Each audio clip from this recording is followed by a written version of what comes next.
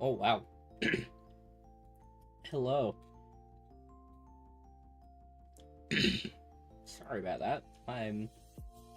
This was not happening just a second ago, but now my throat is all blocked.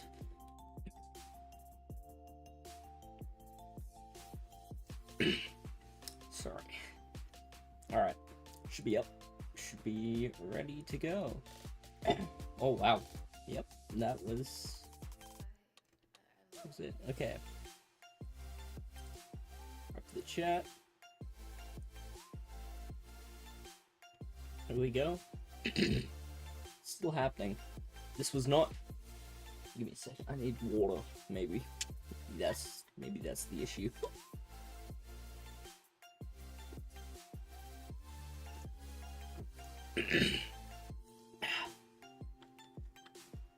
Oh, one of those went down there.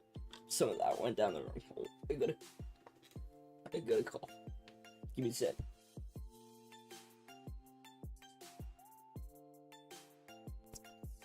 Okay, hopefully that's good. Hopefully that solved things. I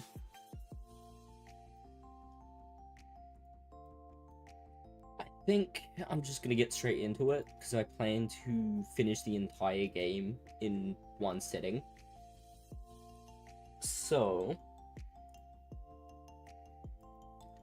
this is actually my first time even opening this game.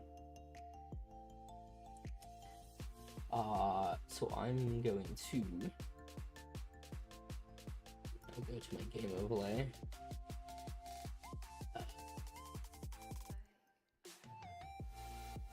Just a sec here. I also have to add in audio.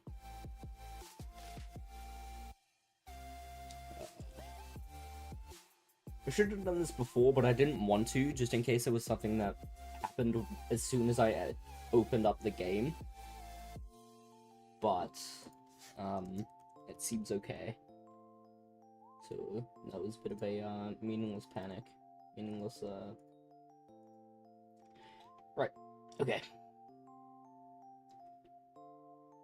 We're open, so... This game is not suitable for children or those who are easily disturbed. There is your trigger warning. Yeah. Where did my chat go? There it is. Yeah, so apparently I've seen tags. That's literally just about it for this game. I know it is a psychological horror game, and that is about it.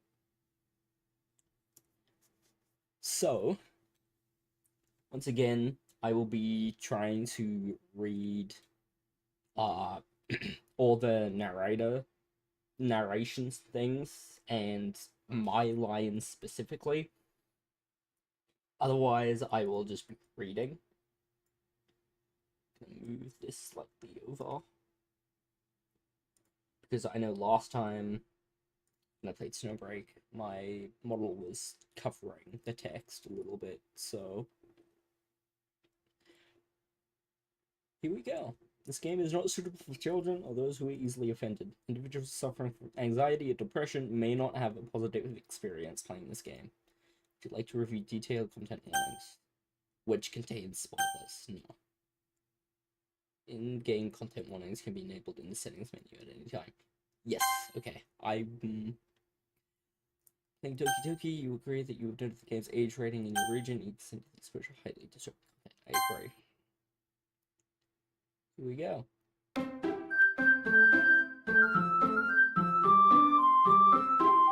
It's a bit loud.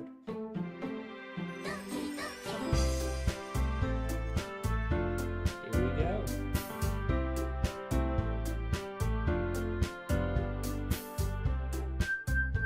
In comparison to my mic, that is quite loud. I turn it down. Hope that's okay.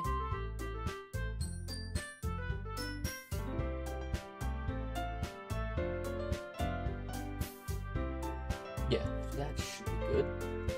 In comparison to my mic. I will need to double check. But here we go.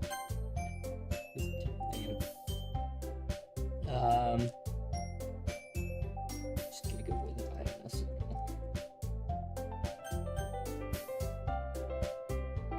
That should be okay.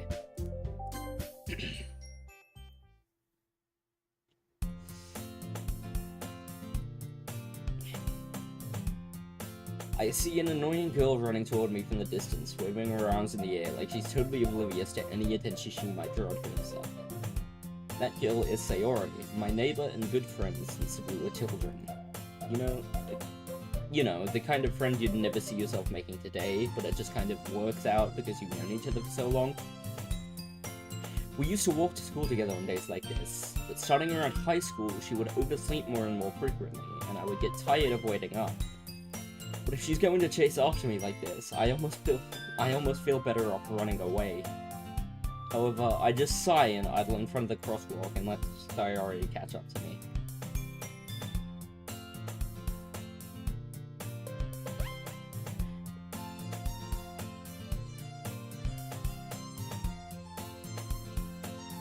Maybe, but only because I decided to stop and wait for you.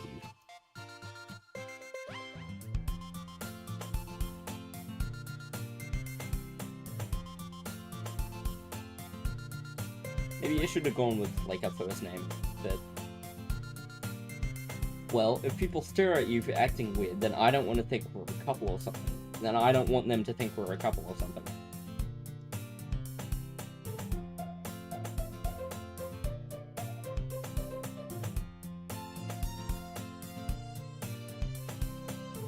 Whatever you say, Sayori. I'm probably pronouncing that wrong. I apologize. We cross the street together and make our way to school.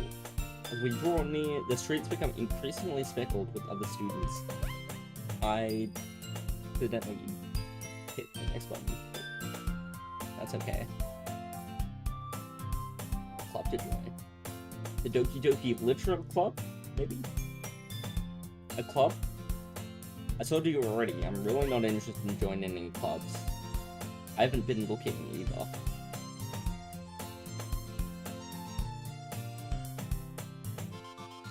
Did I? I'm sure it's possible that I did in one of our many conversations where I dismissively go along with whatever she's going on about. Sayori likes Roy a little too much about me, when I'm perfectly content just getting by on the average while spending my free time on games and anime.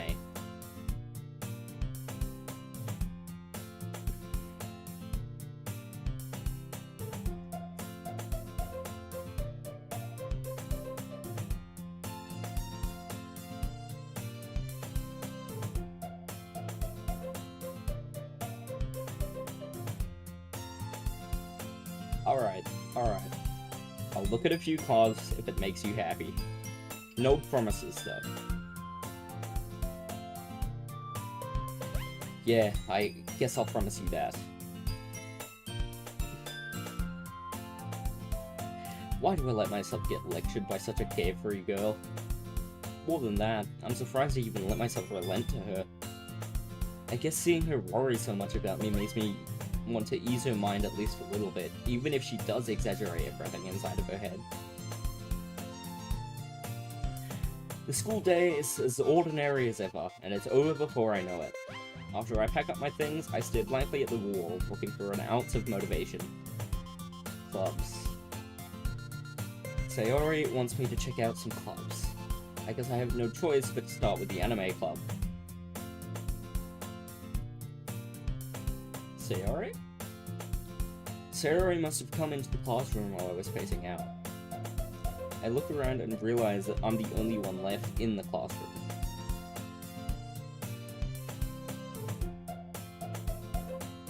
There.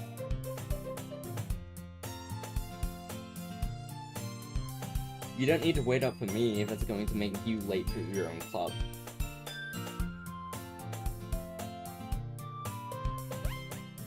No, what?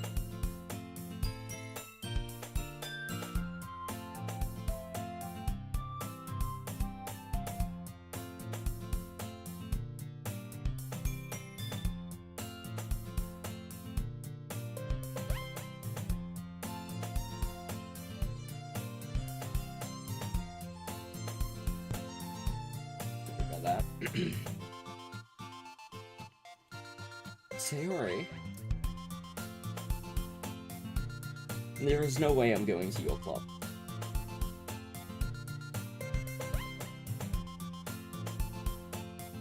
Sayori is vice president of the literature club. Not that I was ever aware that she had any interest in literature.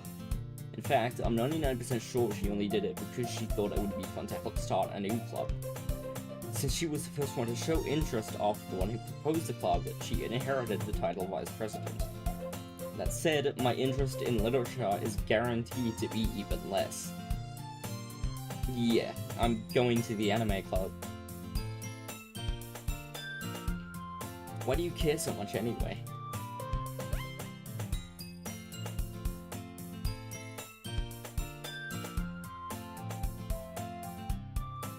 I see.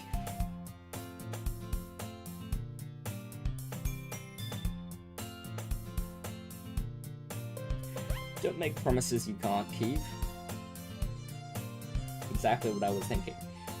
I can't tell if Sayori is really that much of an airhead, or if she's so cunning as to have planned all of this out. I let out a long sigh. Fine, I'll stop by for a cupcake, okay?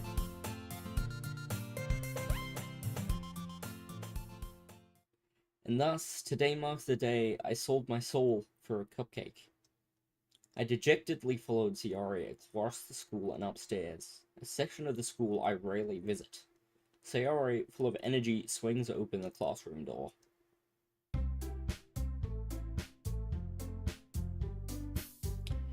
I told you, don't call me a new member. Yeah? I glance around the room. Oh, there's Yuri.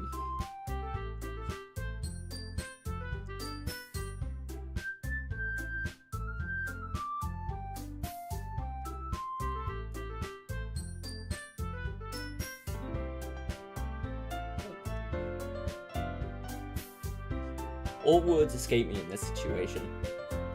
This club is full of incredibly cute girls.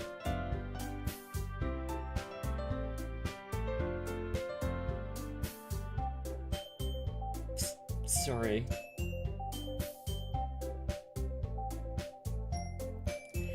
The girl with the sour attitude, whose name is apparently Natsuki, is one I don't recognize. Her small figure makes her look like a first-year student. She's also... oh, man, I keep accidentally hitting space. Maybe I shouldn't use space, but I know clicking makes noise in the background. Or it did, at least with the, without noise suppression. So... okay. I'm gonna try and read it back on stream. Try and catch it on stream. She's the one who made cupcakes, according to Sayori. Sayori says that quietly into my ear, then turns back toward the other girls. This is Natsuki, always full of energy. Interesting. This is Yuri. I knew who Yuri was.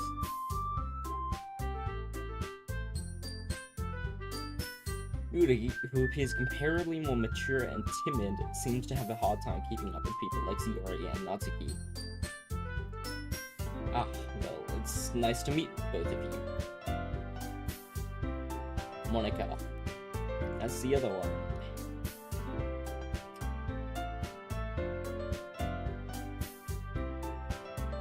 Monika smiles sweetly. We do know each other well. We do know each other. Well, we rarely talked, but we were in the same class last year. Monika was probably the most popular girl in class. Smart, beautiful, athletic, basically completely out of my league. So having her smile at me so generally feels a little... You too, Monika.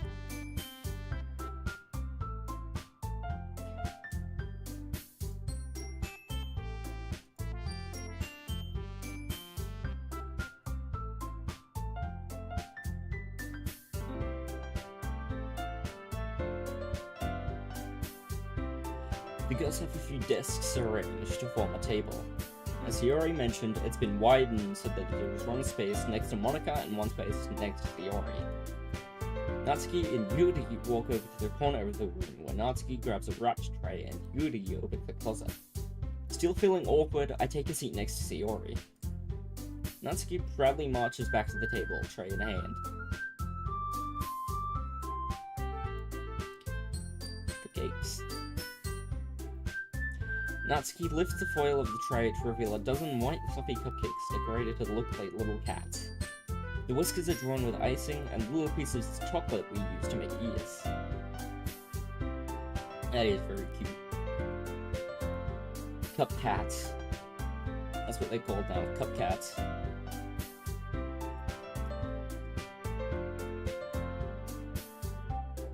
Sayori grabs one first, then Monica. I follow. Sayori talks with her mouth full and has already managed to get icing on her face. I turn the cupcake around in my fingers, looking for the best angle to take a bite. I do that all the time, I swear to God. Seriously. I always do that. Natsuki is quiet. I can't help but notice her sneaking glances in my direction. Is she waiting for me to take a bite? I finally bite down. The icing is sweet and full of flavor. I wonder if she made it herself. This is really good. Thank you, Natsuki. Well, I found the tsundere. I found the tsundere immediately. You were very quick to out yourself, Natsuki. Haven't I heard this somewhere before? And fourth wall breaks. We love to see it.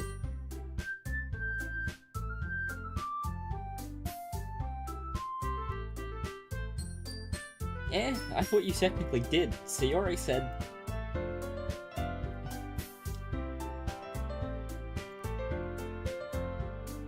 Yep.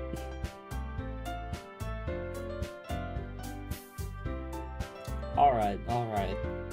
I give up on Natsuki's weird logic and dismiss the conversation. Yuri returns to the table carrying a tea set. She carefully places a teacup in front of each of us before sitting down the teapot next to the cupcake tray. You keep a tea set in the classroom?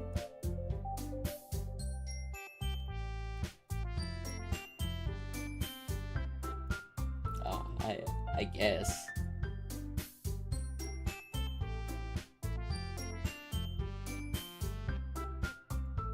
Insulted, Yuri looks away. I believe you. Well, tea and reading might not be a pastime for me, but I at least enjoy tea. Yuri faintly smiles to herself in relief. Monica raises an eyebrow, then smiles at me. I didn't. I was dragged here. I was afraid of this question. Something tells me I shouldn't tell Monica that I was practically dragged here by Sayori. Well, I haven't joined any clubs yet, and Sayori seemed really happy here, so...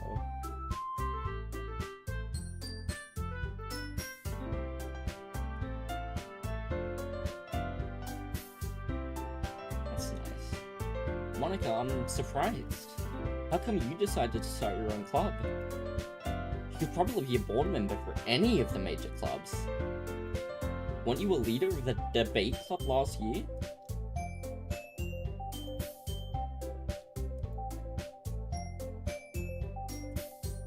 Oh, politics. Indeed, yep.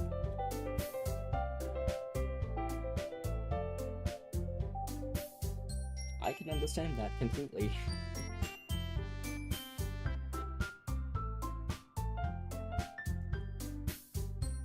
I definitely agree with Monica here.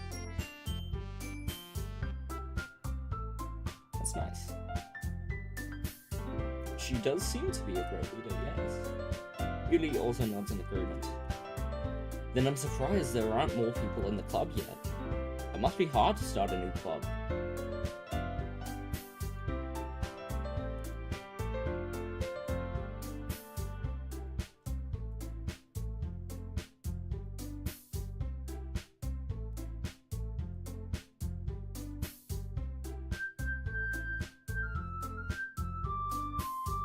Hopefully.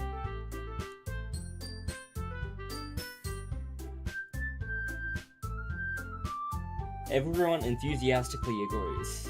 Such different girls, all interested in the same goal. Monica must have worked really hard just to find these three. Maybe that's why they were all so delighted by the idea of a new member joining. But I still don't really know if I can keep up with their level of enthusiasm about literature.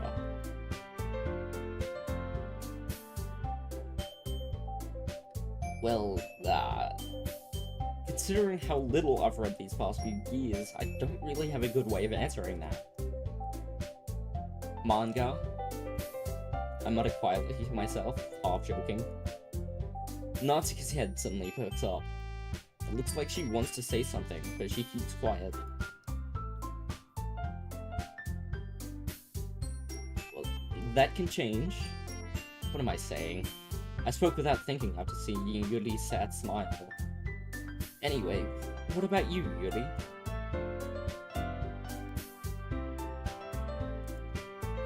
Yuri traces the rim of her teacup with her finger.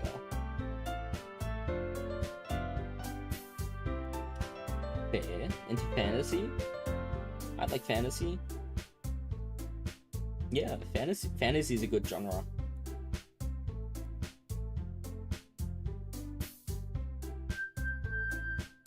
Yuri goes on, clearly passionate about her reading. She seems so reserved and timid since the moment I walked in, but it's obvious by the way her eyes light up that she finds her comfort in the world of books, not people.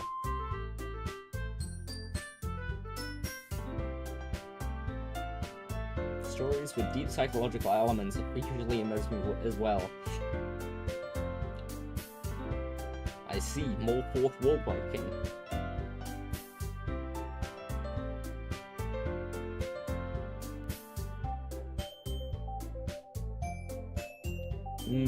Psychological and horror. This is...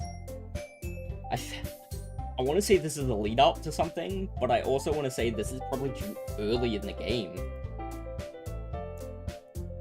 I read a horror book once. I desperately grasped something I can relate to at the minimum level. At this rate, you really might as well be having a conversation with a rock.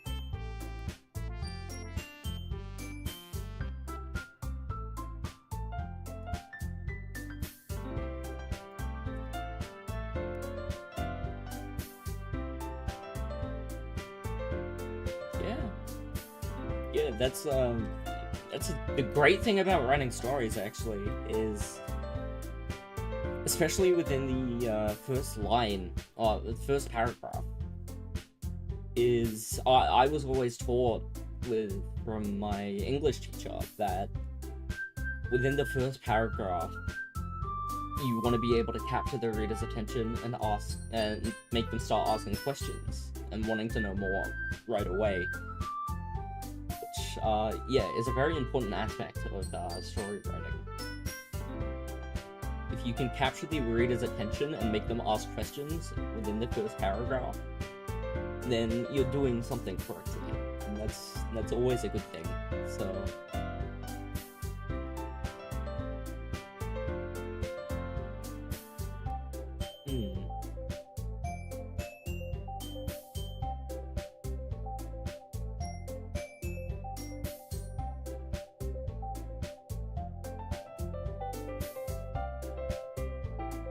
Natsuki's eyes dart over to me for a split second.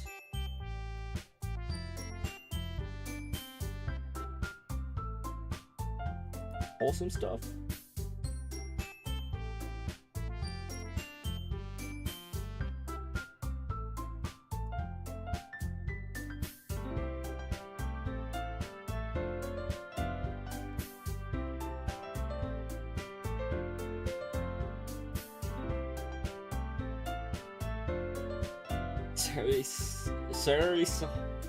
I assume that's Seidel? Is that Seidel, or is that supposed to be slides? I want to say slides. So, Sayori slides up behind Natsuki and puts her hands on her shoulders.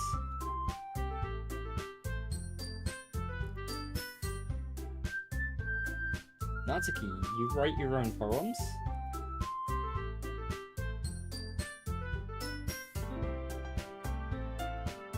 I think that's impressive. Why don't you share them sometime? Natsuki averts her eyes.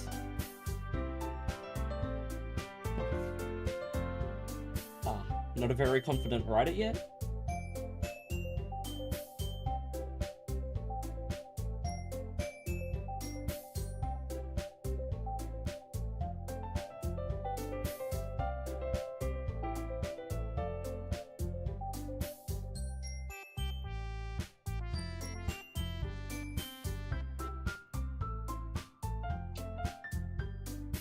Guess it's the same for Yuri.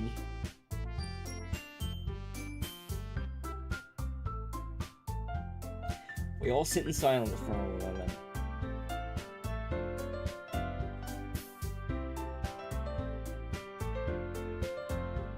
Natsuki and Yuri look quizzically at Monica.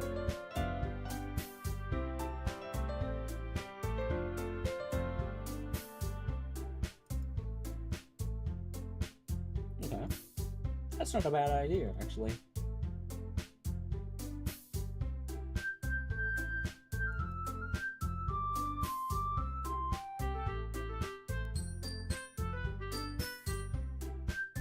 Monica smiles warmly at me once again.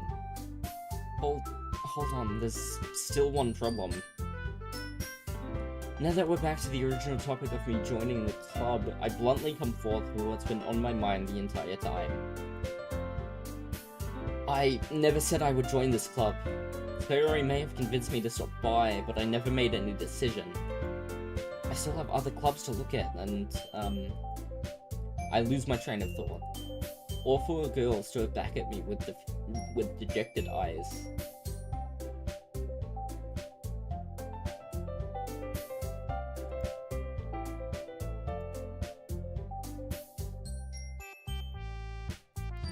You all... I'm defenseless against these girls. How am I supposed to make a clear-headed decision when it's like this? That is, if writing poems is the price I need to pay in order to spend every day with these beautiful girls. Right. Okay, I've decided then. I'll join the literature club. One by one, the girls' eyes light up. Sayori wraps her arms around me, jumping up and down. Hey.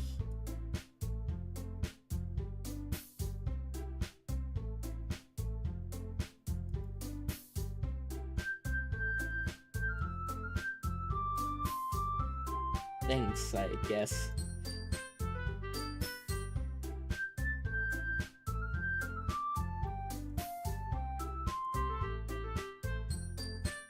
Writing poems. Do I get to write one too? Or, I assume, pick from options, maybe?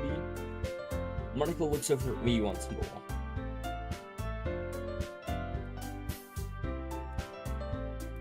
Yeah.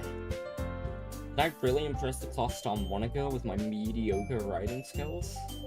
I already feel the anxiety welling up inside me. Meanwhile, the girls continue to chit-chat as Yuri and Natsuki clean up their food.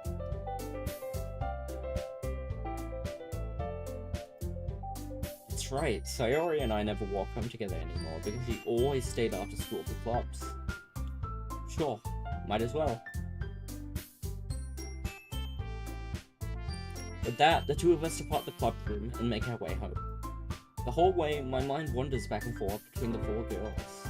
Sayori, Natsuki, Yuri, and of course, Monica. Will I really be happy spending every day after school in a literature club? Perhaps I'll have the chance to grow close to one of these girls. Alright.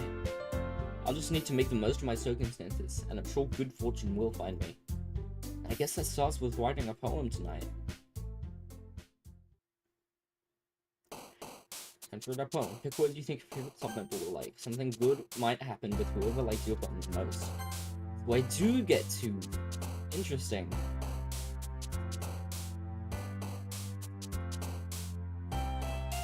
Well, the title is a joke. But at the moment, I am kind of most interested in Yuri. So, kind of... I didn't. I kind of hoped I would, but I didn't expect to be able to write my own poem. Let's see.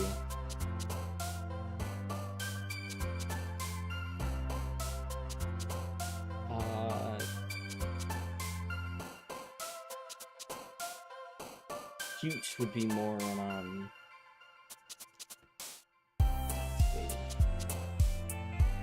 amazing. Oh wow,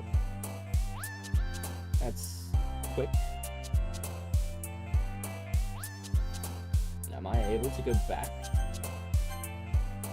Yeah, no. I have to manually save if I want to go back, I guess.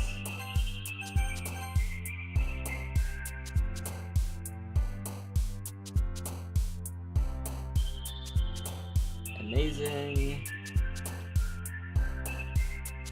Determination. Oh, these are just random words. None of these make sense now.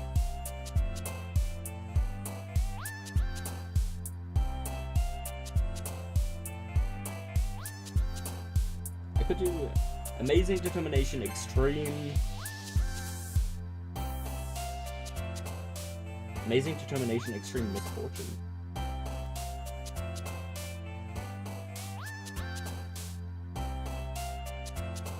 Play.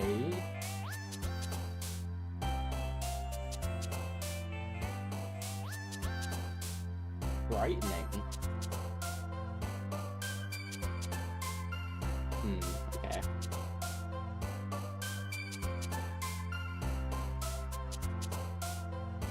This is where half my gameplay time will probably be in whatever tasks these happen to be.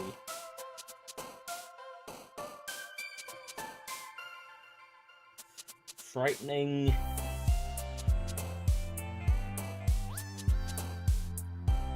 I want to say sensations. Sensations.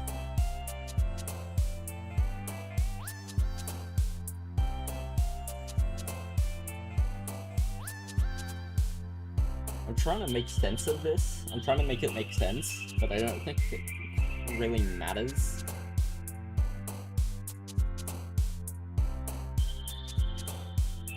But if I like start constantly doing, you know, horror things, it'll kind of make it obvious what I'm going for. And I don't... I want to learn about all of them, but I don't think I'm gonna have time to. So...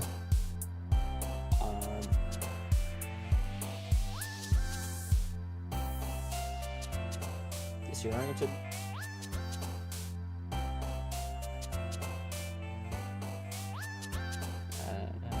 Disarray, sure. Graveyard, I feel like that. It's horror stuff.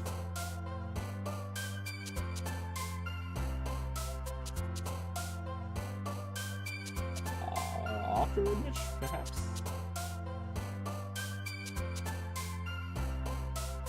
Fantasy.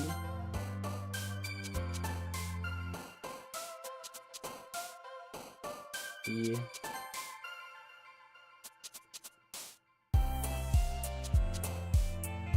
Page probably be the most horror thing here. Ambient.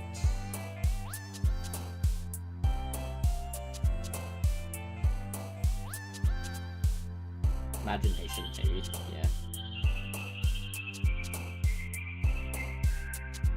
Massacre, more horror stuff.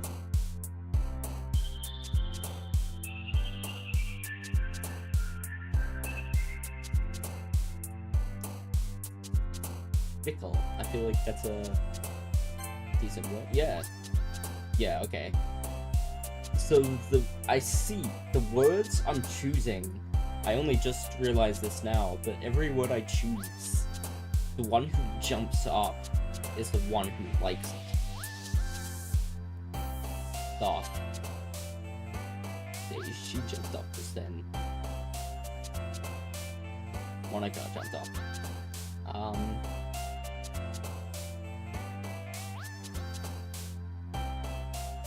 Right. Okay. It's just gonna be a jumble of words.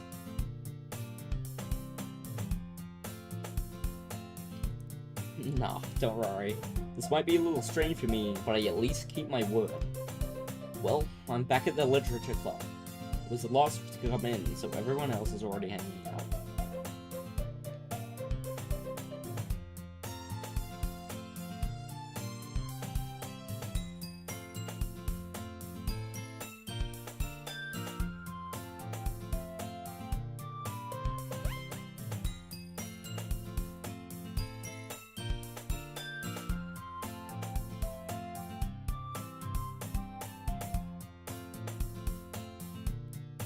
Respect. Natsuki finds herself stuck between saying Monica and manga. Manga is literature. Yeah, it is a form of literature. Swiftly defeated, Natsuki pops back into his seat.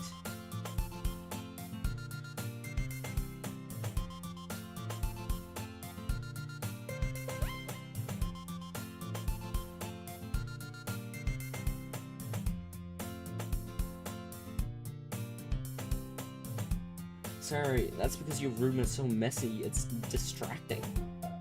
And you almost set your house on fire once.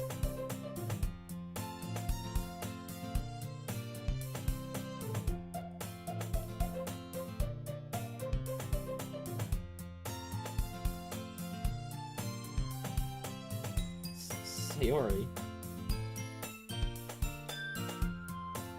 As usual, Sayori seems oblivious to the weird situation she should put me into.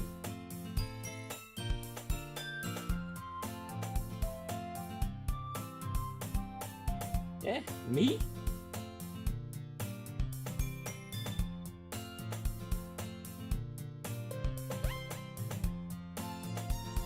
What is it?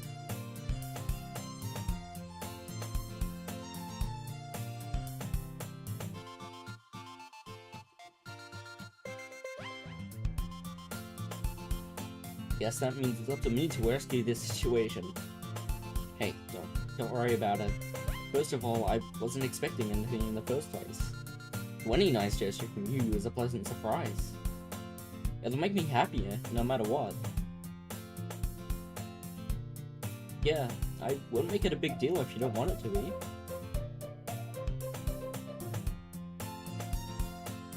Yuri reaches into her bag and pulls out a book.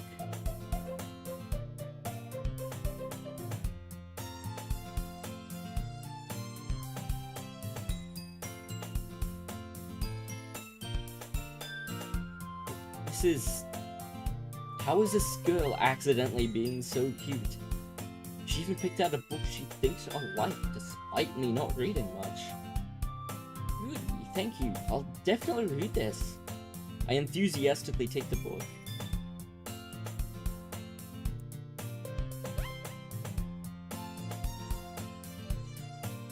Now that everyone's settled in, I expected Monica to kick off some scheduled activities with the club. But that doesn't seem to be the case. Sayori and Monica are having a cheery conversation in the corner. Yuri's face is already buried in a book. I can't help but notice her intense expression, like she was waiting for this chance. Meanwhile, Natsuki is rummaging around in the closet. I'm really curious to talk to Yuri a little bit and all. At the same time, I would feel bad for distracting her from reading. I captured the glimpse of the cover of her book. It looks like the same book that she lent to me. More than that, she seems to be on the first few pages. Crap. I think she noticed me looking at her. She sneaks another glance at me, and our eyes meet for a split second. But it only makes her hide her face deeper in her book. Sorry, I was just spacing out. I mutter this, sensing I made her uncomfortable.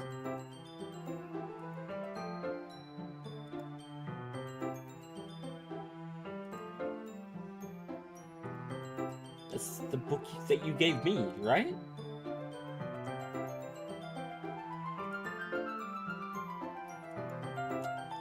curious, how come you have two copies of the same book?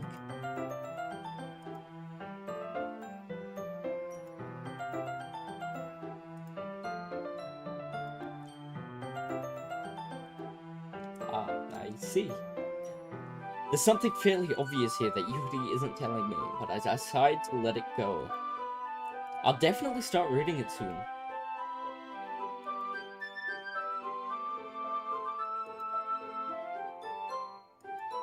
Is that so? What's it about, anyway?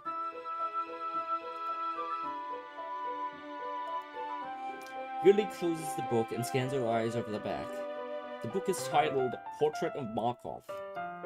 There's an ominous-looking eye symbol on the front cover.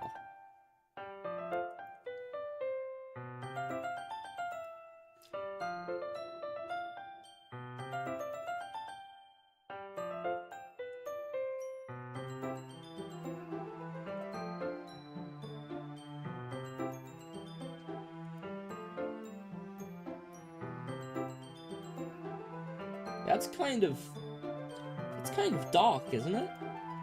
You only made it sound like it was going to be a nice story, so that dark tone came from nowhere. Yuri gently giggles all of a sudden. No, it's not that. I mean, I can definitely enjoy those kind of stories, so don't worry. Oh, right-clicking gets rid of the text. Yeah, I totally forgot that Yuri is into those things. She's so shy and reclusive on the outside, but her mind seems to be completely different.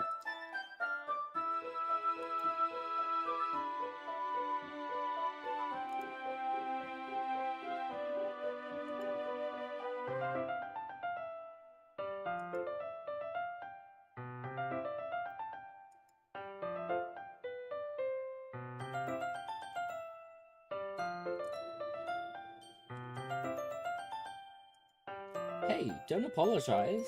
I haven't lost interest or anything.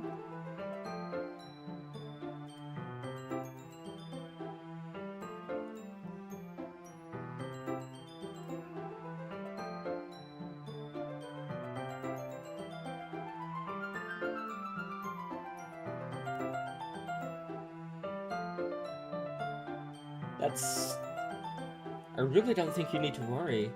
That just means you're passionate about reading. The least I can do is listen. It's a literature club, after all.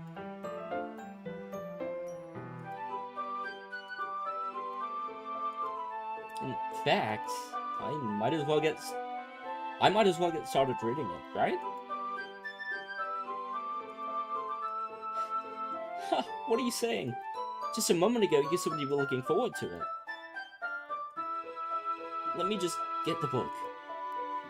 I quickly retrieved the book that I had put into my bag. Alright, it's fine if I sit here, right? I slip into the seat next to Yuri's. You sure? You seem a little apprehensive.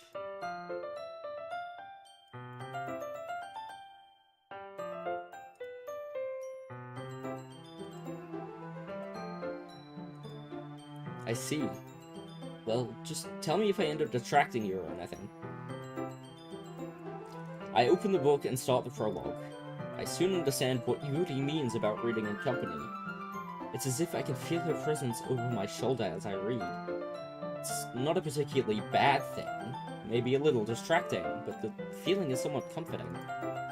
Yuri is in the corner of my eye. Realize that she's not actually looking at her own book. I glance over. It looks like she's reading from my book instead. Yuri, you really apologize a lot, don't you?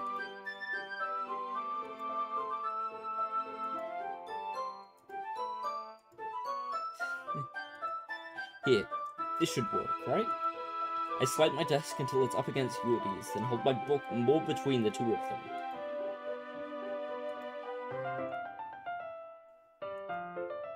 Yuri timidly closes her own copy. Once we each lean in a little bit, our shoulders are almost touching. It feels like my left arm is in the way, so instead I use my right hand to put the book open. Ah, I guess that makes it kind of difficult to turn the page. Yuri takes her left arm and holds the left side of the book between her thumb and forefinger. Ah, I do the same with my right arm on the right-hand side of the book. That way, I turn a page and Yuri slides it under her thumb after it flips to her side. But holding it like this, it huddles even closer together than before. It's actually kind of distracting me. It's as if I can feel the warmth of Yuri's face, and she's in the corner of my vision. Eh? Ah, sorry. I think I got a bit distracted for a second. I glance over at Yuri's face again, and her eyes meet. I don't know how I'll be able to keep up with her.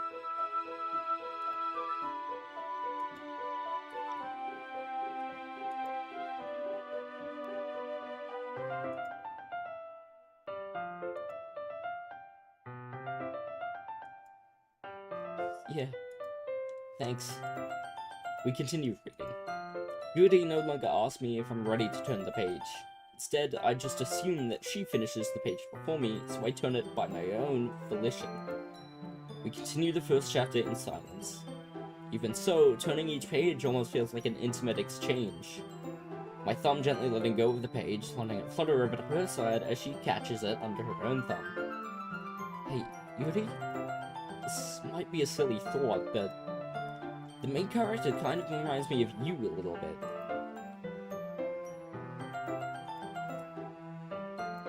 Well, I guess she's more blunt in a lot of ways, but she also second-guesses all of the things she also kind of second-guesses all the things she says it does. Like, she's afraid she'll do something wrong. It's not like I can see into your head or anything, but they're kind of reminiscent of some of your mannerisms. Yuri remains silent for a moment.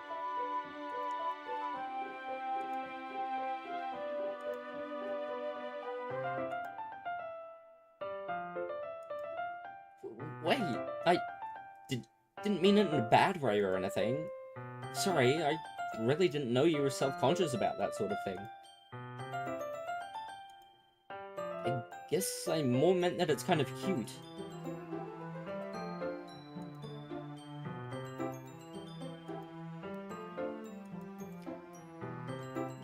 Hello, Monica.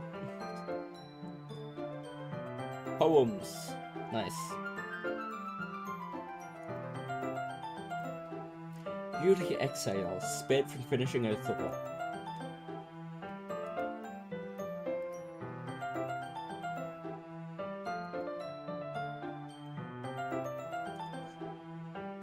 Yuri releases her hand from the book, causing it to close on top of my thumb. Alright, I guess I'll do some more reading tonight. Or would you prefer I only read it with you?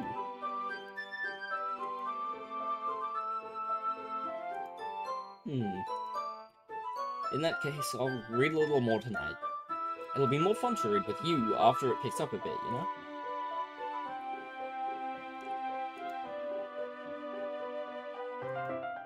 Alright.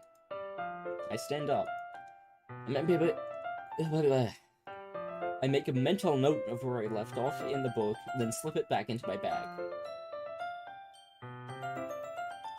Yeah, my relaxation ends. I can't believe I agreed to do something so embarrassing. I didn't really find much inspiration since I've never really done this before.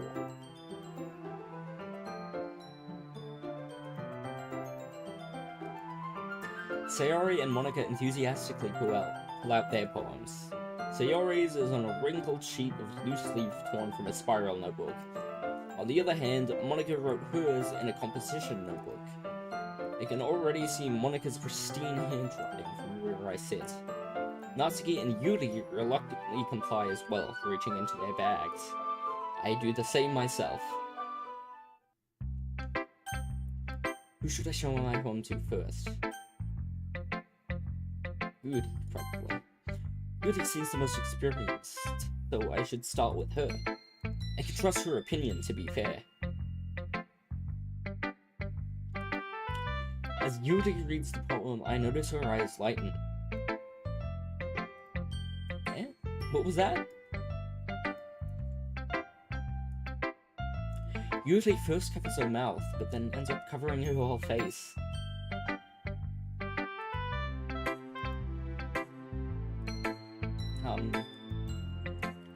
You really didn't do anything wrong, Yuri.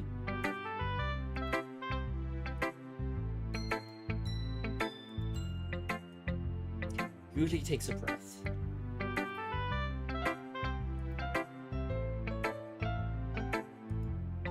Really? Wow, that's a huge compliment coming from you. This is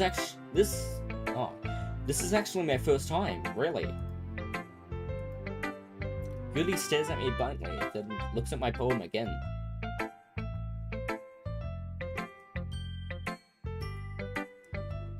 Yuri trails off, unable to find an excuse.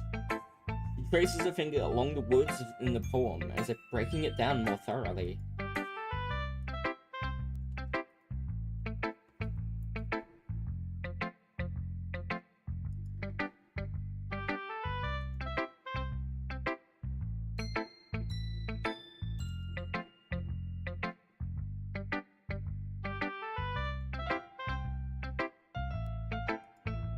Once Yuri finds a train of thought, it's as if her demeanor totally changes. Her stammering is completely gone, and she sounds like an expert.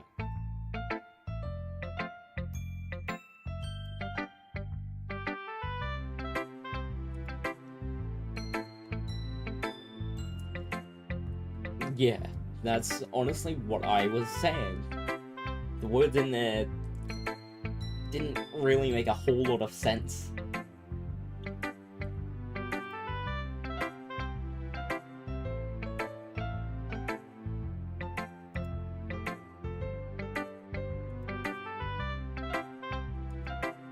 Biased? How?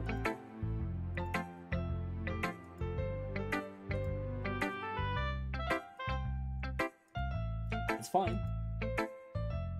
I'm not sure if Yuri is apologizing to himself, to me, or to Natsuki. Do you mind if I read your poem now? Yuri smiles dreamily, as if that's a rare opportunity for him. Which itself is kind of funny. After all, isn't this supposed to be a literature club? Oh wow, this is... Okay, I'm not gonna press continue just in case it skips it. Ghost under the light. The tendrils of my hair illuminate beneath the amber glow, bathing.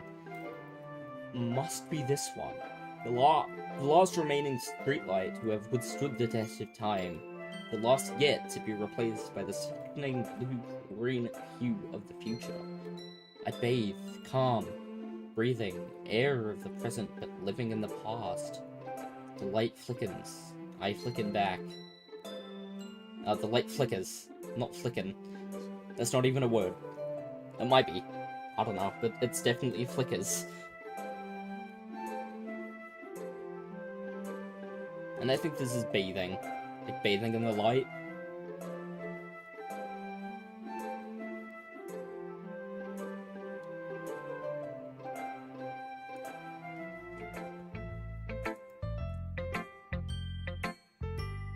It's not terrible. I think it's fancy. I think fancy is the right way of putting it. But, like, too fancy, you know? So it's difficult to understand, in a way. What? I wasn't thinking that at all. It's fancy. Fancy handwriting, not bad handwriting. I just don't read script very often. I actually think your handwriting is pretty. Yeah, pretty, fancy. Also, I like the poem. Even though it's short, it was really descriptive.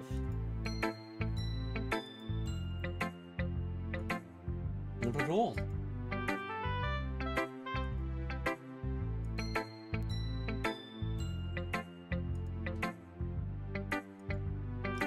Are you into ghosts, Yuri?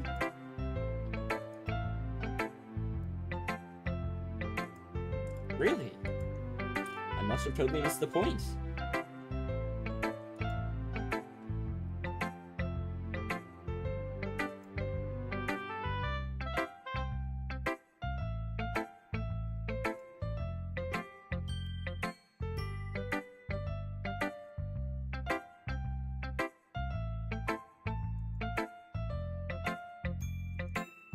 That's a lot more solemn, putting it that way.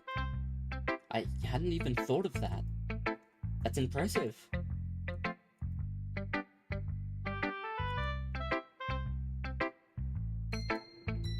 Nah. If anything, I could probably learn a thing or two from you. Yeah, of course.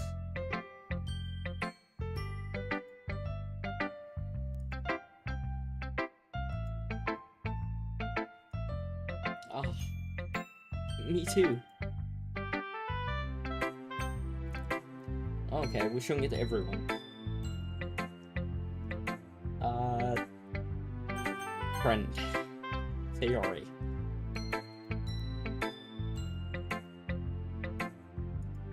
Of course. It's not that good. Am I the kind of guy who would be writing poems in his spare time?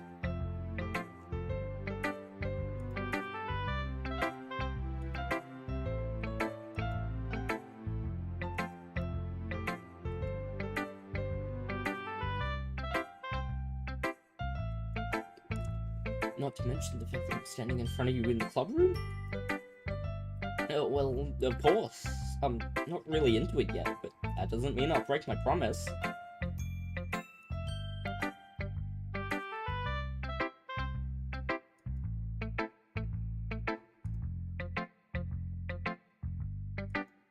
Thanks, Yuri.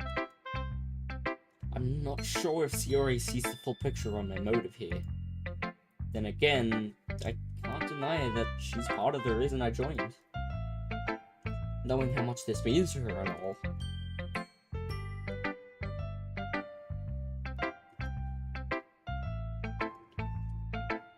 Alright, I'm gonna hold you to that then.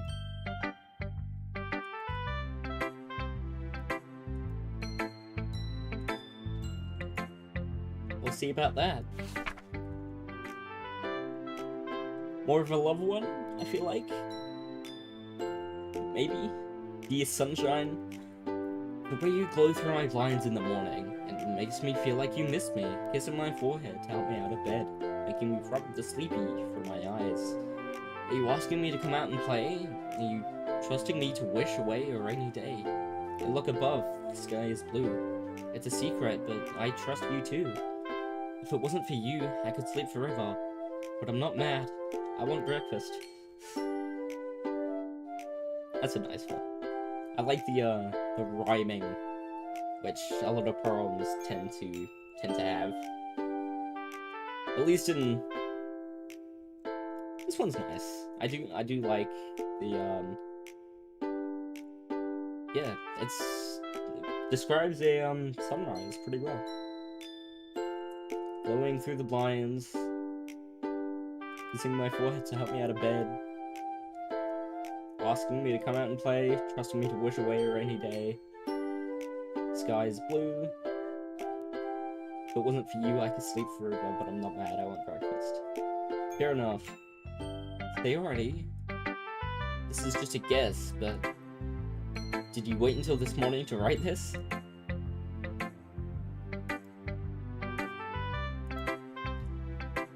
You can't answer just a little bit to a yes or no question. Well, at least that makes me feel a little better about myself. Ah, yeah. I didn't mean to say that it was a bad poem. It came out nice, or how should I put it? It sounds just like you. Yeah. Especially that last line. Even though you were late to school?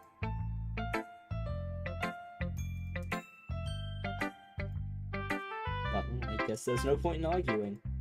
Anyway, thanks for showing me. Ah, yeah. Well, I guess I look forward to it. I want to go Natsuki and leave the club leader for last.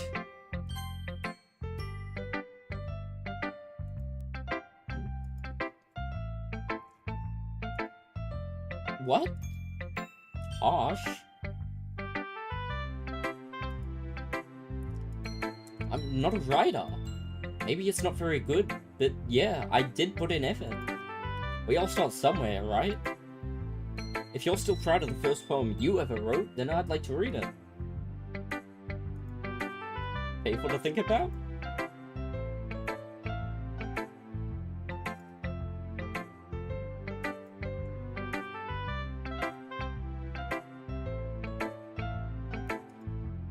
Fair enough. Well, to each their own, I guess.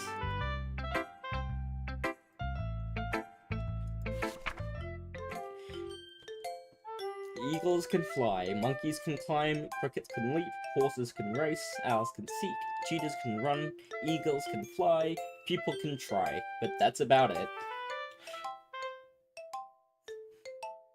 I like that. That's funny.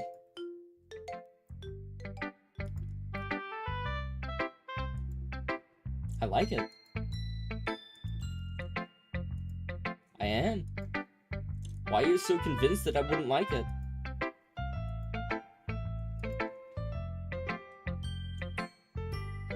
No. But isn't the point of poems for people to express themselves? Your writing style wouldn't make your message any less valid.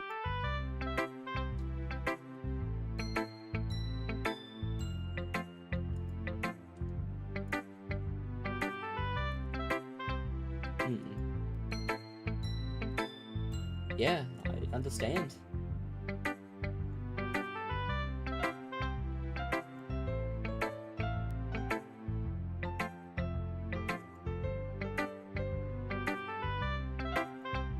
So you did. I guess more went into it than I realized.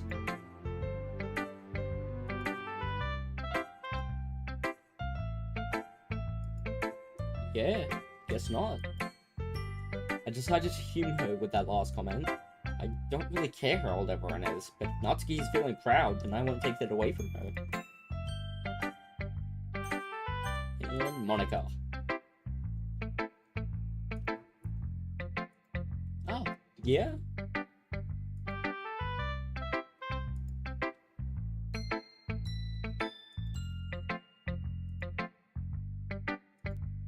Alright, I'll keep that in mind. Of course I'll be afraid to bring things up. I'm much better off just going with the flow until I'm more settled in.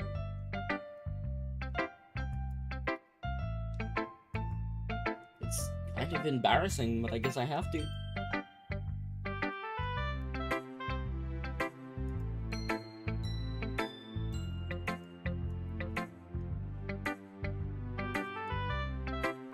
Yeah, that's true. I hand Monica my poem.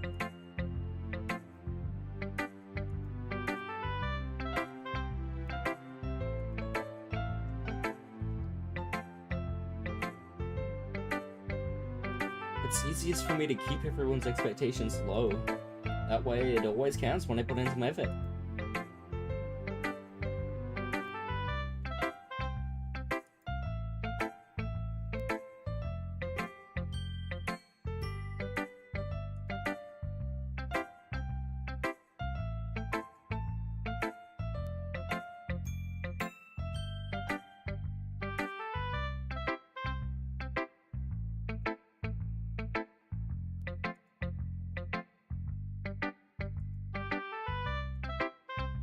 I'm sure I'm nowhere near her level yet.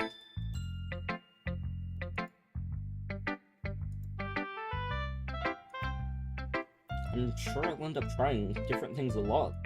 It'll take a while before I feel comfortable doing this.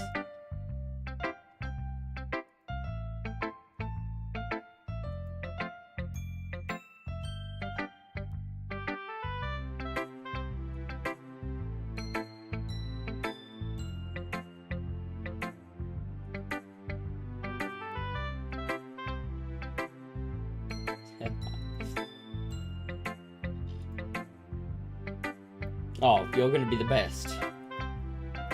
You sound pretty confident for someone who claims to not be very good.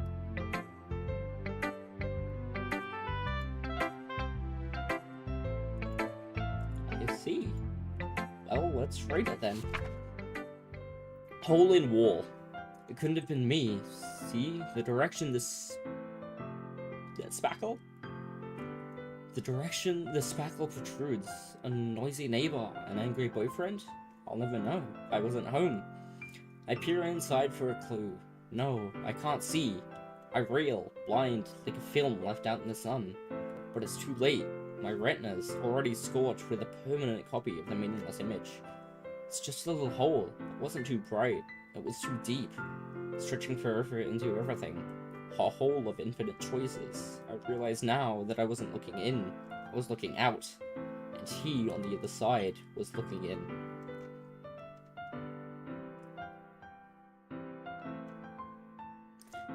This one's also got a lot of deep meaning to it. You'd have to analyze it to actually get a good understanding of what everything means. Which, to be honest, I expected out of Monica. I expected Monica to be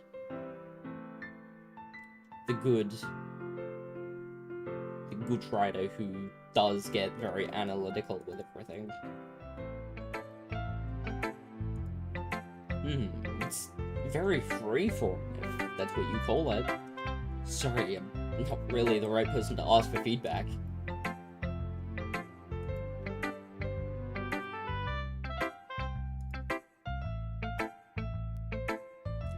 There's a lot of emphasis on the timing between words and lines.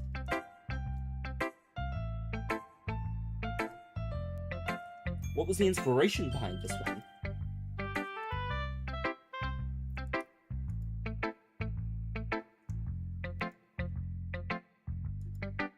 An epiphany?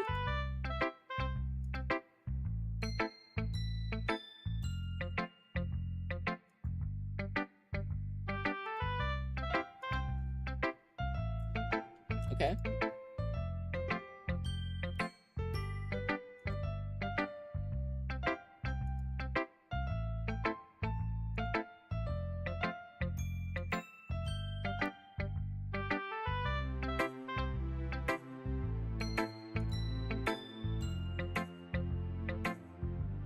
That's good advice. That is very good advice.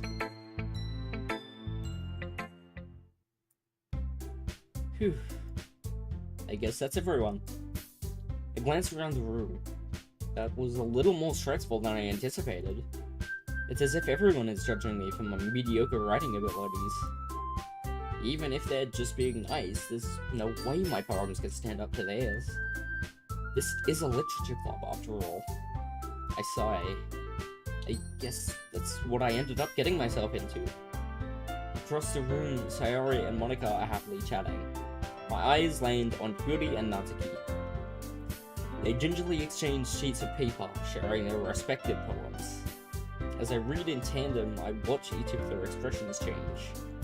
Natsuki's eyebrows furrow in frustration. Meanwhile, Yuri smiles sadly.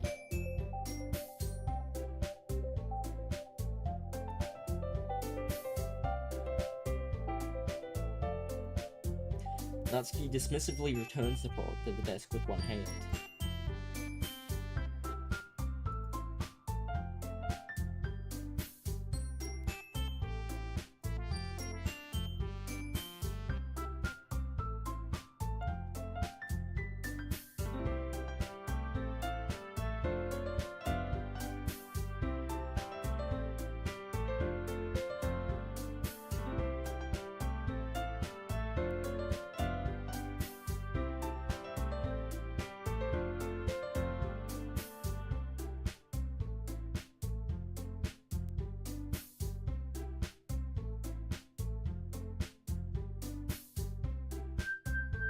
Damn, she's grilling Yuri.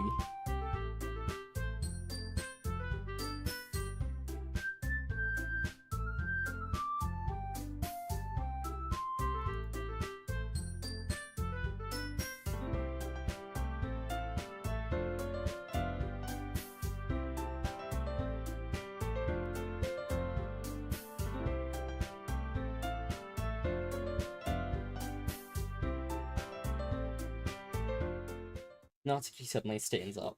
Oh no, here we go.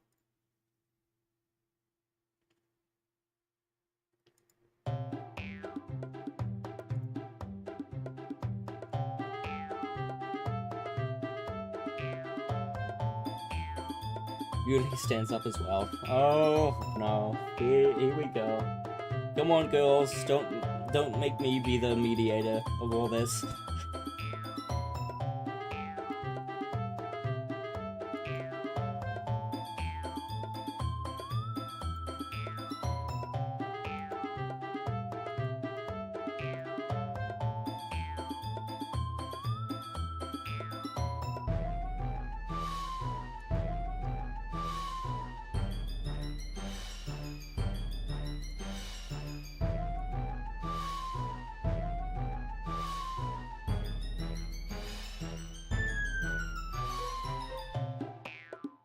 Yeah, that's a bit. Suddenly, both girls turned towards me as if they just noticed I was standing there. Oh no.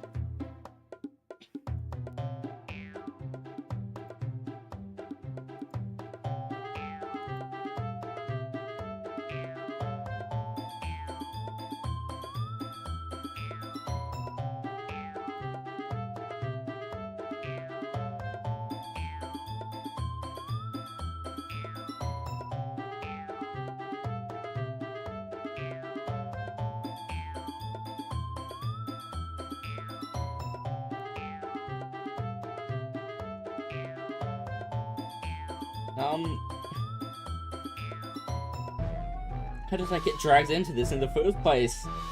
It's not like I know anything about riding. But whoever I agree with, they'll probably think more highly of me. So of course, that's going to be... I honestly, frankly agree with Yuri.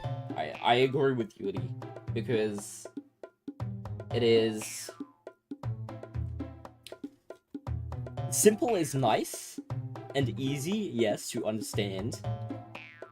But more convoluted and complex writing makes you think more, and that in turn gets you more invested. And yeah, honestly, I just think Yuri has a better point. Both are very viable ways to write. And yeah, they're both strong in their own areas.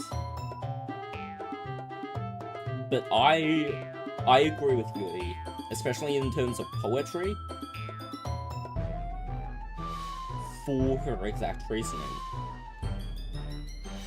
To get across those complex emotions and feelings, which is what you want in a poem.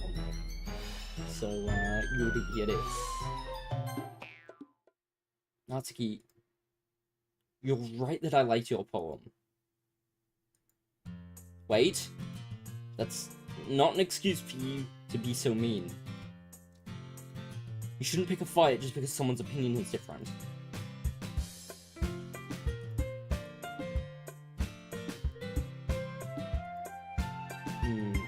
I understand. Yuri, you're a seriously talented writer. It's no secret that I was impressed. Here's the thing.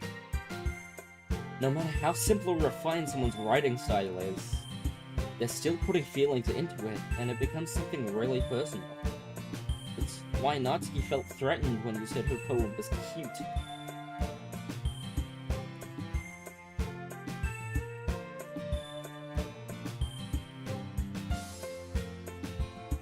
But Natsuki, you took it way too far. Yuri means well, and if you just told her how you felt, then this wouldn't have happened in the first place.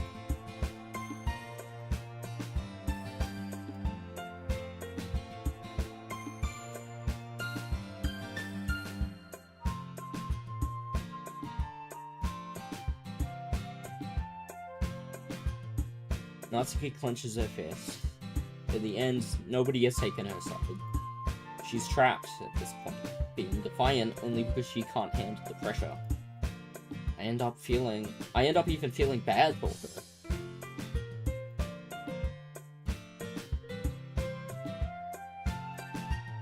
Sayori, she doesn't need to...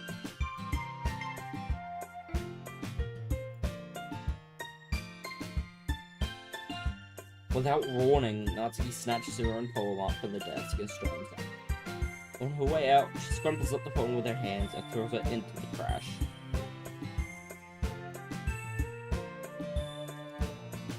I look across the room. Yuri has a chin buried in her hands. She stares down at her desk.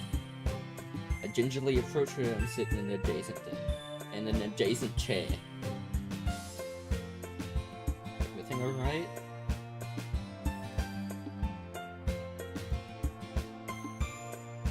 No, Yuri. How could anyone not have gotten frustrated after being treated like that? You handled it as well as anyone could. I don't think any less of you.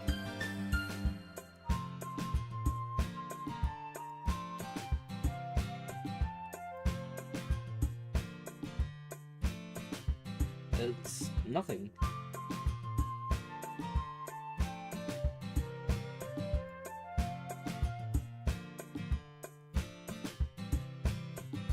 Eh? What thing did Natsuki say?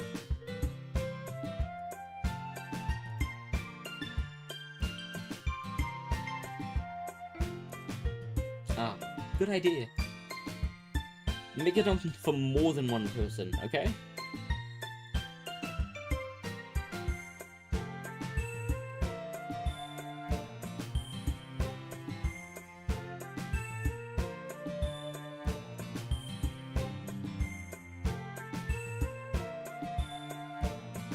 Yeah, I'd say the same. It was a neat thing to talk about with everyone.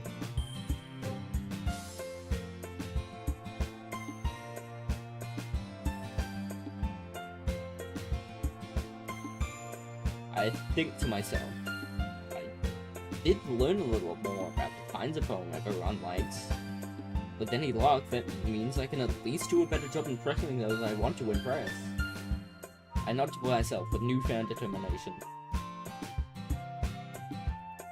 Sure, let's go. Sayori beams at me. It truly has been a while since Sayori and I have spent this much time together. I can't really say I'm not enjoying it either. Sayori, about what happened earlier. You know, between Yuri and Natsuki, does that kind of thing happen often?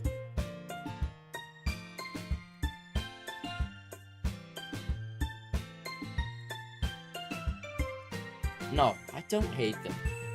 I just wanted your opinion, that's all. I can see why they'd make good friends with you.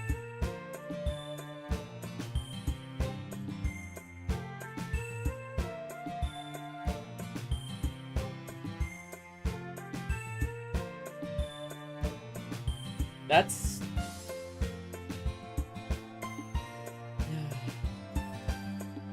It looks like Sayori still hasn't caught on to the kind of situation I'm in.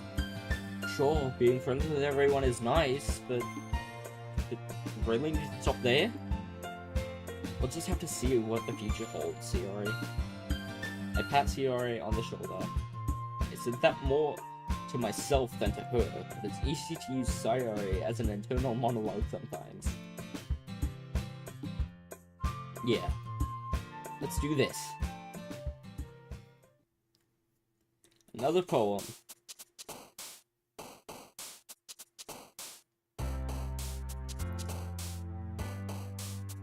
Essence.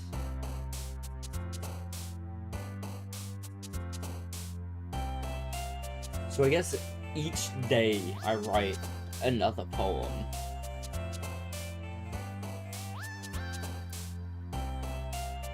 Essence agonizing.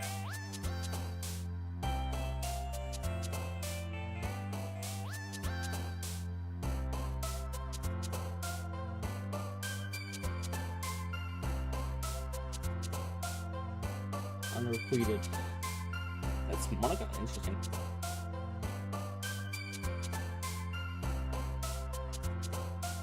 Tenacious.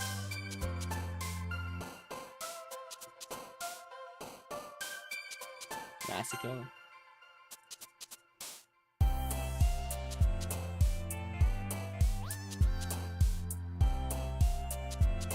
say hopeless, but Yuri here. I just want to get it again. I guess they kind of had the same thing going, similar things going. Sensation? Yep.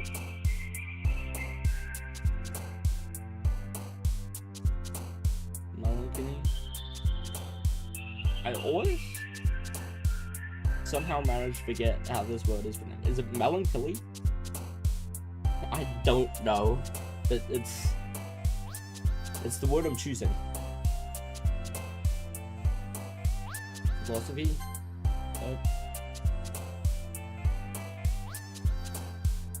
Fantasy? Oh wow, really? Oh, for simple words for fantasy. Vivid? Yes, I'm going for Yuri again in this one. Destiny? Adventure. Oh, just wanna go. Okay.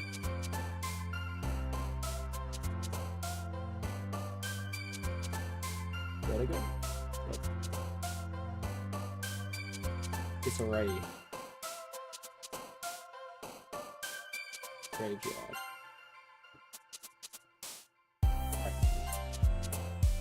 Pickle. Uncanny. Right.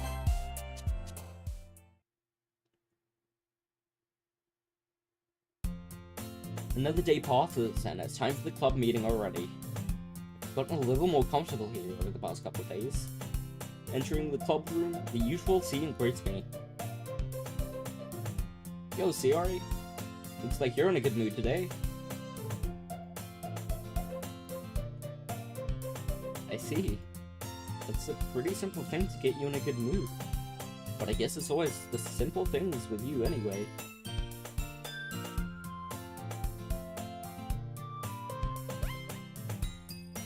No thanks. I have my reasons. Why don't we take a look at your purse, Sayori? You don't have any money, do you? No reason, really. I just wanted to look at it. Sayori nervously retrieves her coat for us. She fumbles with the latch and gets it open. Then she turns it upside down and lets its contents spill onto the desk. Only 2 small coins were found. I knew it. I can see right through you, Sayori. It's simple. If you had enough money in the first place, you would have bought a snack before coming to the club room. So either you're not hungry and want an excuse to walk, you plan to conveniently forget that you spent all your money, so that I would lend you some. But there's one more thing. You're always hungry. And so, that only leaves one option.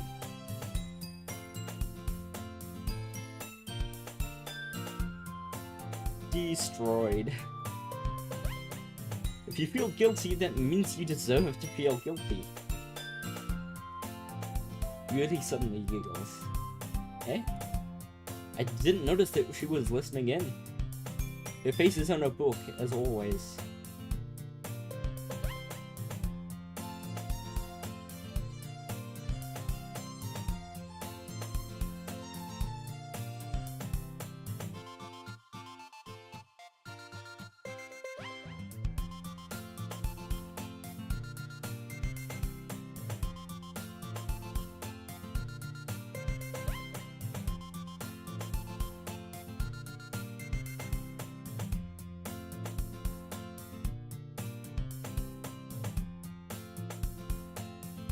He has some good points.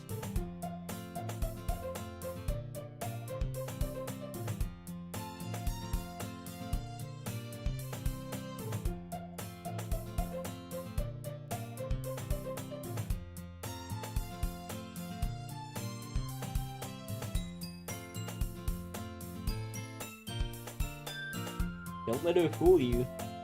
Sayori knows exactly what she's doing. After all, she told you guys she was bringing me to the club before she even told me.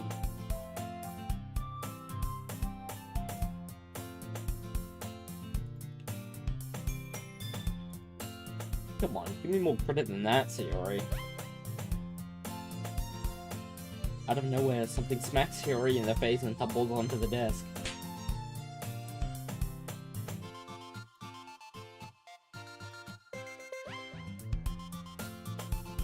Cookie. Sure enough, it's a giant cookie wrapped in plastic. Sayori glances around. Miracle cookie. Retribution, Sayori. Yep, retribution. Actually, that one almost worked.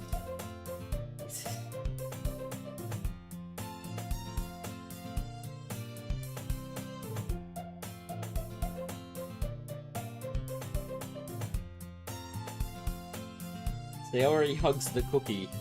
Yes, the cookie. Jeez, just eat it. Sayori rapidly tears open the wrapper and takes a big bite.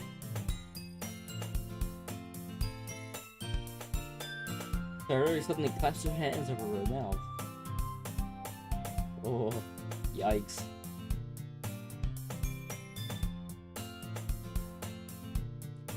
Natsuki takes a bite of her own cookie. No.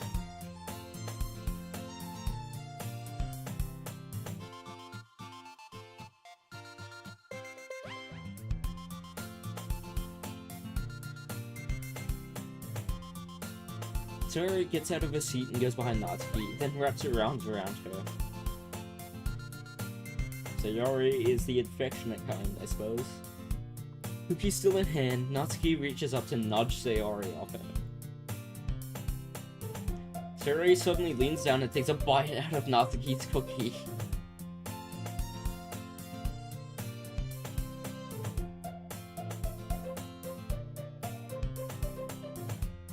Mouthful, Sayori struts away to safety. Yuri and I laugh as well.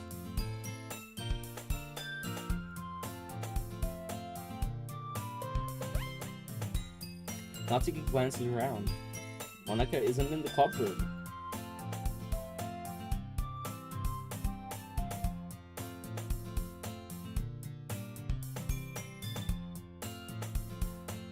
Yeah, I haven't either.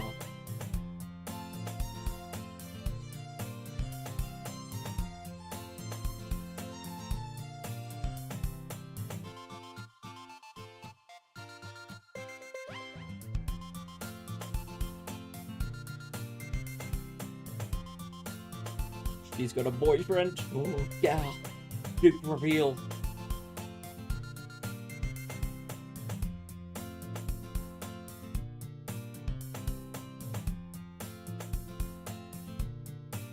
Suddenly, the door swings open. Ah, there you are.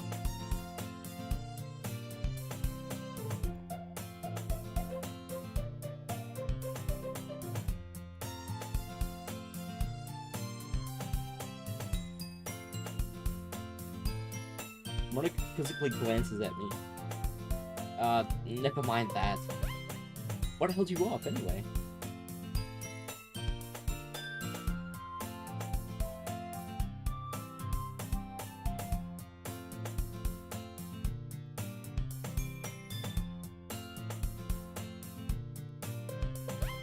Ooh. Monika plays piano. Interesting.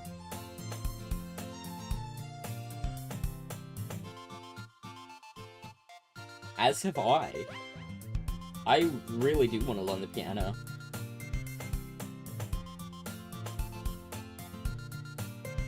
Monika looks at me.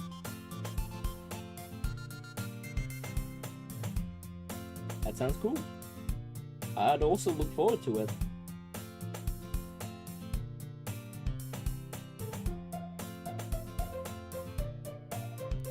I didn't mean any pressure or anything like that.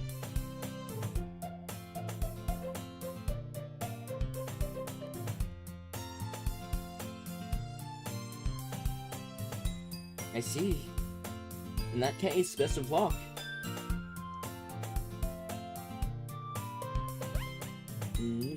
Not really.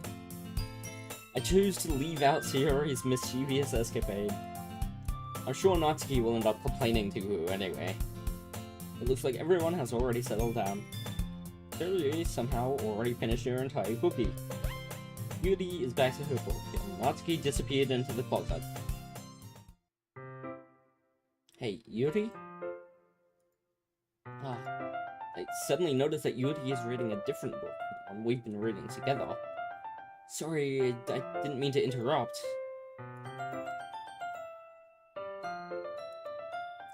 If that's the case, why don't we go ahead and get started?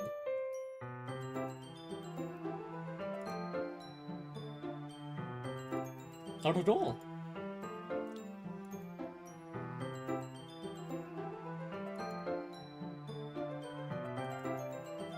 Yuri stands up and makes her way to the closet. I follow and watch as she retrieves a small water pitcher from the shelf, the kind with a filter inside. Sure. Yuri hands me the water pitcher and also fetches an electric kettle.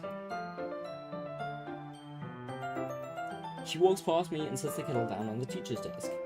I simply watch her movements. To my surprise, the way she moves really contrasts her speaking mannerisms. Especially because of her long legs, Yuri appears elegant and methodical.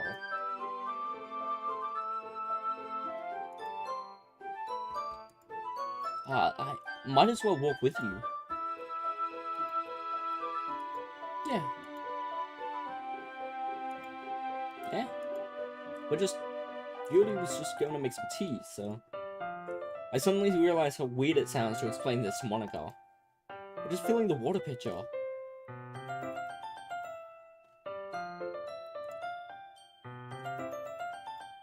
That's... Oh. Yuri speaking up.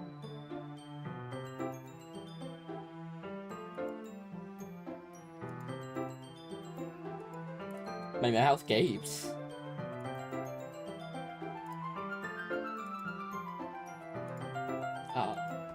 Yuri quickly exits the room, and I follow. Once in the hallway, she suddenly puts her forehead against the wall.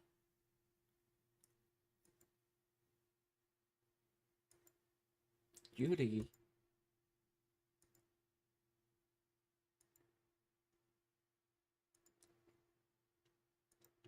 Oh, Yuri. I think you did the right thing. I wasn't expecting it, but it's also not right for Monica to judge people like that.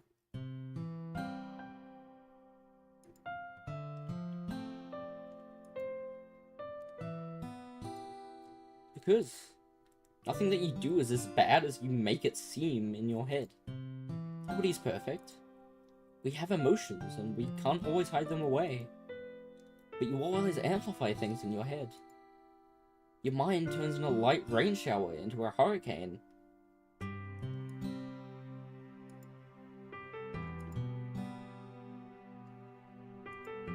Why would I hate you? I can't hate someone for having emotions. What kind of friend would do that?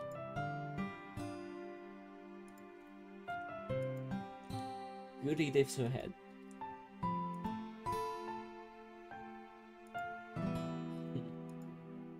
Thanks, Yuri. I like being friends with you too. I feel kind of awkward saying something like that, but I'm doing my best to help Yuri feel better. Anyway. Yeah. Yuri and I walk to the nearest water fountain. Once we fill up... Now I can't speak at all. Once we fill up the water pitcher, we return to the classroom. Yeah. Anything is fine. Yuri sets the temperature on the kettle to 200 degrees. You really do this properly, don't you? Even if I'm not an expert on tea or anything?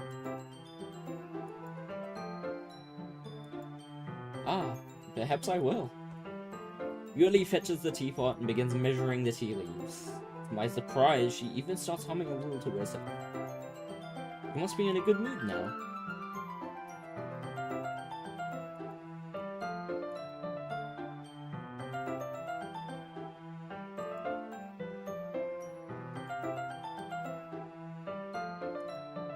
Ah, that's great, Yuri. Just don't push yourself too much.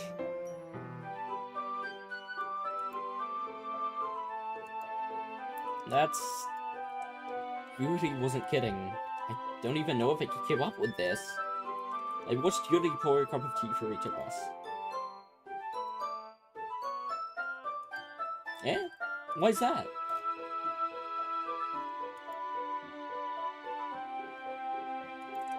Ah, sorry, I didn't realize.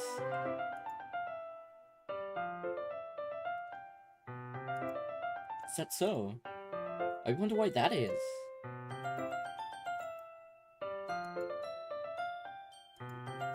Your posture, alright? Always hunched over like that while reading?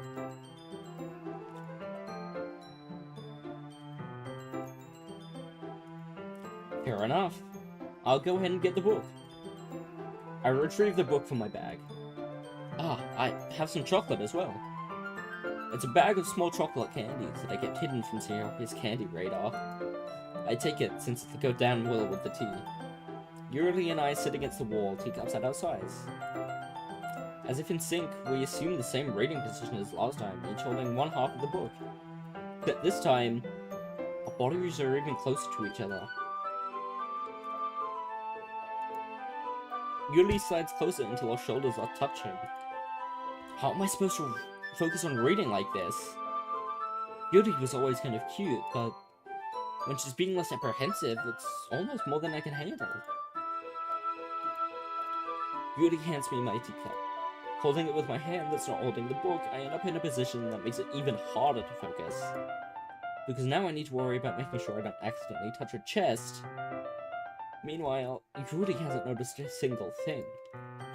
She wears her intense reading expression, and I can only assume the world around her has faded away. I use all of my willpower to focus on reading. After a few minutes, I finally manage to relax a little. I put the teacup between my legs and fumble with the chocolate wrapper. But, sorry, I briefly let go of the book to finish opening the wrapper. You can have as much as you want. Eh? Are you sure? Ah, you're right. I didn't even think about that. My bad.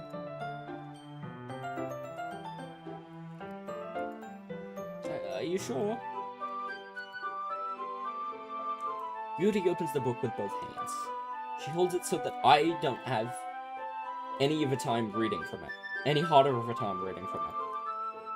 But as a result, her left arm is practically resting on top of my leg. Well, in that case, Yuri is already totally focused on reading again. I take a chocolate candy and pop it into my mouth. Then, I take another chocolate, and I hold it up to Yuri. She doesn't even look away from the book. She simply parts her lips as if the situation was completely normal. Natural. Same thing. That means I can't stop here. I apprehensively place the chocolate in her mouth. Just like that, Yuri closes her lips over it. Yuri's expression suddenly breaks.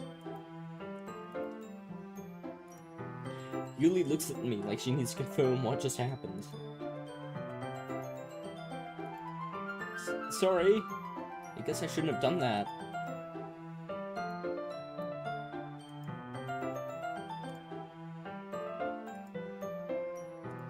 I mean, not really in this kind of context, but yeah, that's all it was.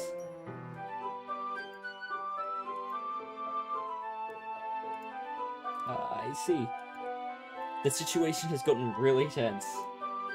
Yuri tries to return to the book, but I can tell just by her expression that she can't even focus now. My heart is pounding.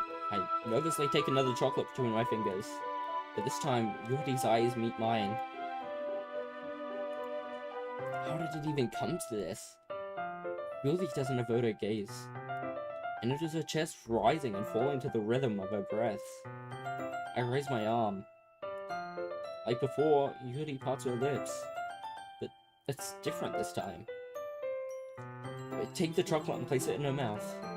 I feel her hot breath on my fingers. Oh, hello. Ooh. Yuri jolts back.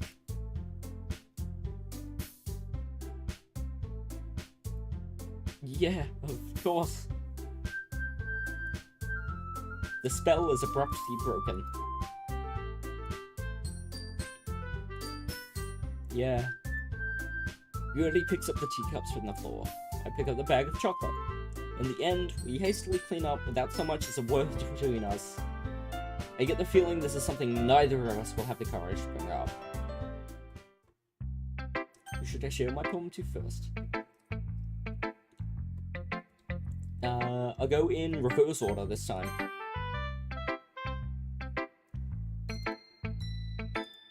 Alright, I guess.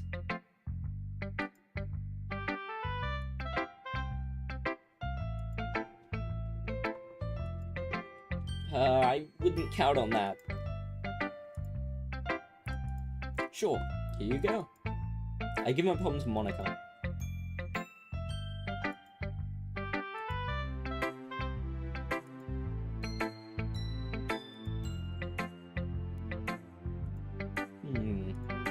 I guess so. You can't deny that she's talented.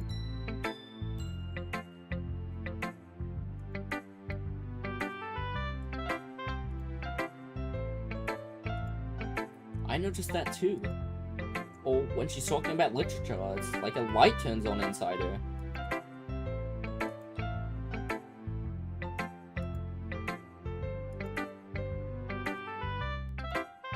I hope you don't mean that in a bad way.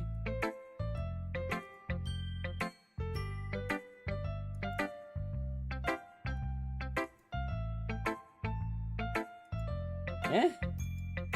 You completely misunderstood.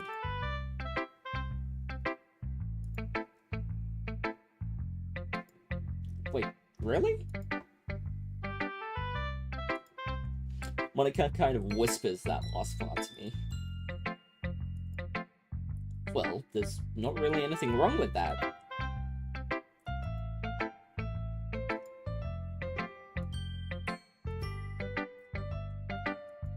Alright, let's take a look.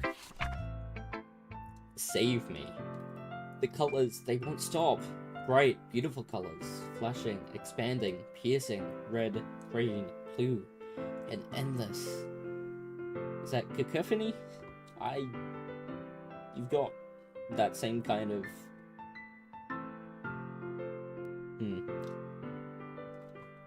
A cacophony of meaningless noise. The noise, it won't stop. Violent, grating waveforms. Squeaking, screeching, piercing. Sign... I don't know what these mean. I want to say sine, cosine, tangent. Like playing a chalkboard on a turntable. Like playing a vinyl on a pizza crust. It's an endless poem of meaningless. Load me? Is that what it says? Save me. Load me. Interesting. Is that a subtle hint?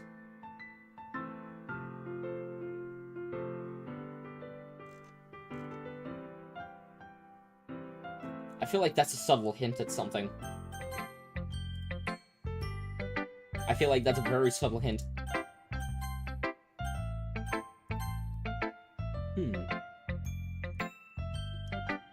It's even more abstract than your last one, huh?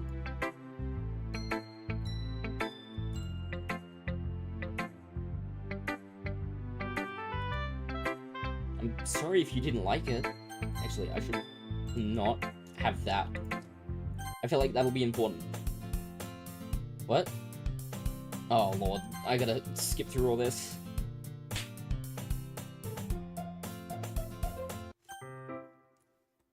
I didn't realize it would go all the way back to the beginning of the day. Monica? Skip. No, I never said that. It's just kind of a thing I've never really seen before, I guess.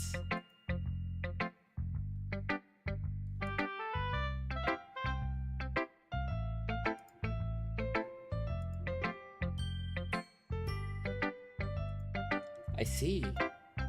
It's still hard for me to tell what it's about, though.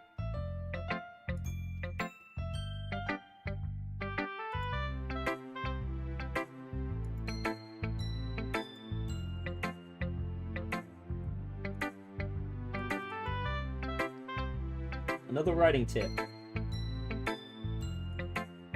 Don't forget to save your game. You never know when you might change your mind. Aha! That's what it was. Or when something unexpected may happen. Yeah. Wait, is this even a tip about writing? I knew it was subtly hinting at something.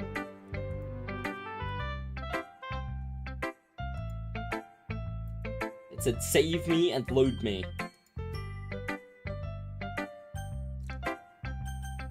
Natsuki was the one I did third last time.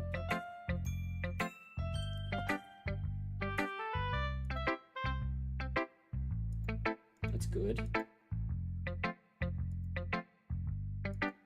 Yeah, what do you mean by that?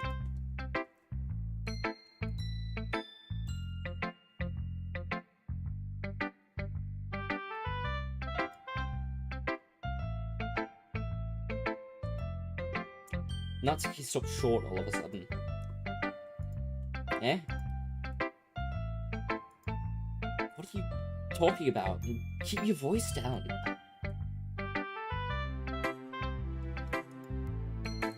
Just because she's a talented writer doesn't mean... I mean... Looks like I'm in trouble. I somehow struck a nerve, though what I did is beyond me. Natsuki shoves the poem I handed her back to me. Ouch. This is what I get for letting a young girl step into my business. Unless I was a mind reader, I was destined to be in a world of pain from the start. At least Natsuki wasn't really the girl I was trying to impress in the first place.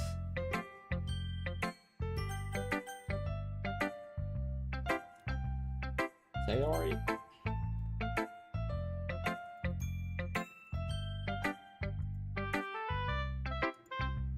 I'm glad. Does that mean it's better than yesterday's?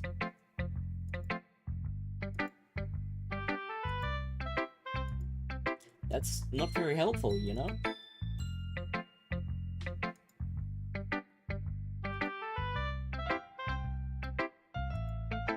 I'm not sure that's exactly how it works. Then again, I guess conveying feelings is a pretty important part of this whole thing. Yeah, maybe. Honestly, I don't even know what kind of writing you like in the first place.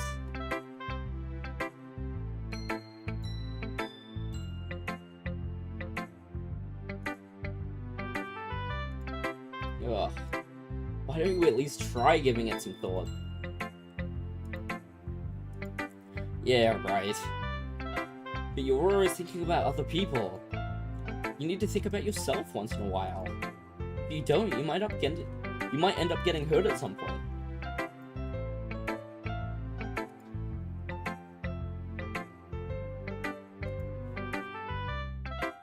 Well, whatever.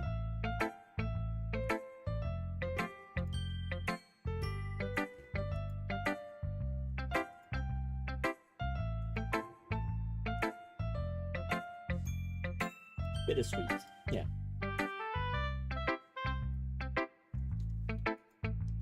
Happy and sad? I can't see you liking something sad, Sayori.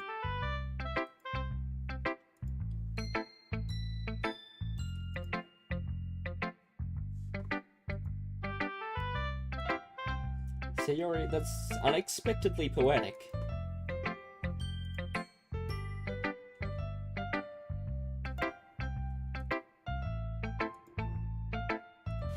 Let's see. Portals. I pop off my skull like the lid of a cookie jar. It's a secret place where I keep all of my dreams. Little balls of sunshine, all rubbing together like a bundle of kittens. I reach inside with my thumb and forefinger and pluck one out. It's warm and tingly, but there's no time to waste. I put it in a bottle to keep it safe. And I put it on the bottle on the shelf with all of the other bottles. Happy thoughts, happy thoughts, happy thoughts, and a bottle all in a row. My collection makes me lots of friends. Each bottle a starlight to make amends. Sometimes my friend feels a certain way. There comes a bottle to save the day. Night after night, more dreams. Friend after friend, more bottles. Deeper and deeper my fingers go. Like exploring a dark cave, discovering the secrets hiding in the nooks and crannies. Digging and digging, scraping and scraping. I blow dust off all my bottle caps. It doesn't feel like time elapsed. My empty shelf could use some more. My friends look through my locked front door. Finally, all done, I open up, and in come my friends. And they come in such a hurry. Do they want my bottles that much? I frantically pull them from the shelf, one after the other, holding them out to each and every friend, holding them out to each and every friend, each and every bottle. But every time I let one go, it shatters against the tile between my feet. Happy thoughts, happy thoughts, happy thoughts, and shards all over the floor. They were supposed to be for my friends who aren't smiling. They're shouting, pleading, something. But all I hear is echo, echo, echo, echo inside my head.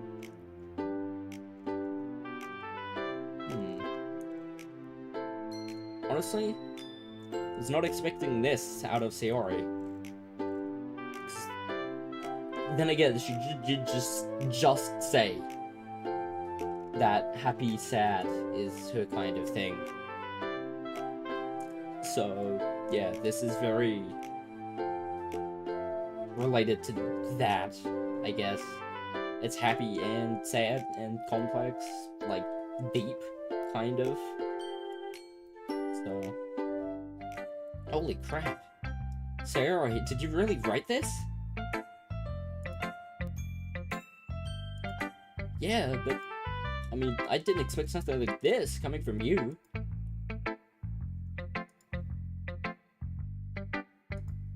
I see that. It's almost kind of creepy.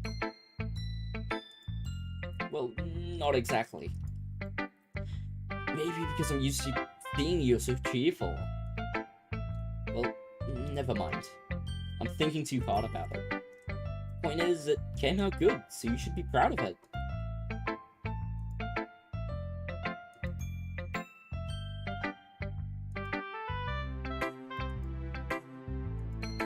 You've gotten pretty passionate about this, huh? I hope you keep it up.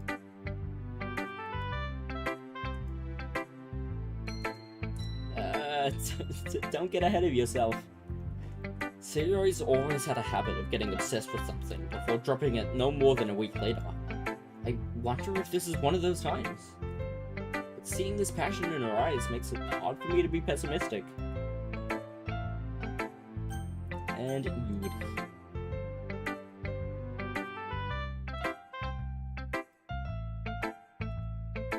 Yuri stares at the poem with a surprised expression on her face. Do you like it?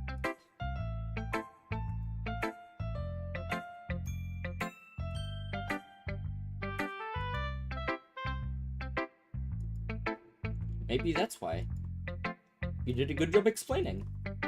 I really wanted to try giving it more imagery. Yuri visibly swallows. Even her hands appear sweaty. You saw what? It's fine. Take your time. Yuri breathes and collects her thoughts. I know that Yuri likes to think before she speaks, so I offered that patience to her.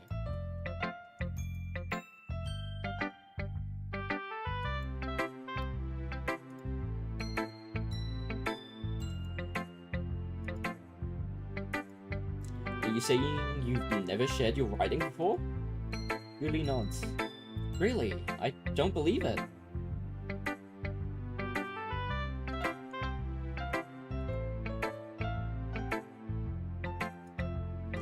Do you really think that? Again, Yuri nods. Huh. Even your close friends? Yuri doesn't respond to that. I wonder why. Anyway, you want to share the poem you wrote today?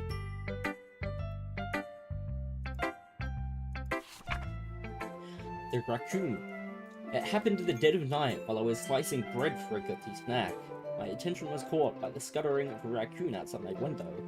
That was, I believe, the first time I noticed my strange tendencies as an unordinary human. I gave the raccoon a piece of my bread, my subconscious well aware of the consequences. Well aware that a raccoon that is fed will always come back for more. And the enticing beauty of my cutting knife was a symptom. Bread, my hungry curiosity. The raccoon, an urge. The moon increments its phase and reflects that much light off of my cutting knife. The very same light that glistens the eyes of my raccoon friend. I slice the bread, fresh and soft. The raccoon becomes excited. Or perhaps I'm merely projecting my emotions onto the newly satisfied animal. The raccoon has taken to following me. You could say that we've gotten quite used to each other. The raccoon becomes hungry more and more frequently, so my bread is always handy. Every time I brandish my cutting knife, the raccoon shows me its excitement. A rush of blood. Classic of... Oh, Lord. Pavlovian? I want to say that's Pavlovian conditioning. I slice the bread and I feed myself again. Interesting. Another one, another deep one you'd probably have to get quite analytical with.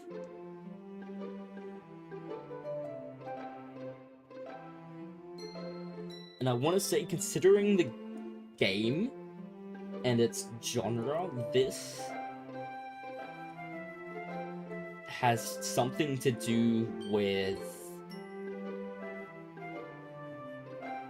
I could be completely wrong here, but considering the genre and Yuri in general, it makes me believe that this is more self-harm related, potentially. Seeing the raccoon, my subconscious well aware of the consequences, well aware that a raccoon that is fed will always come back for more. The enticing beauty of my cutting knife was the symptom. I feel like that part there. I apologize, I'm getting overly analytical with these. But well aware that a raccoon that is fed will always come back for more. The enticing beauty of my cutting knife was a symptom. The bread, my hungry curiosity. The raccoon, an urge. So I want to look into this and say that this is probably... Again, I could be completely wrong, but based off the game and Yuri, it kind of makes me think about self-harm, which is probably not a good thing. But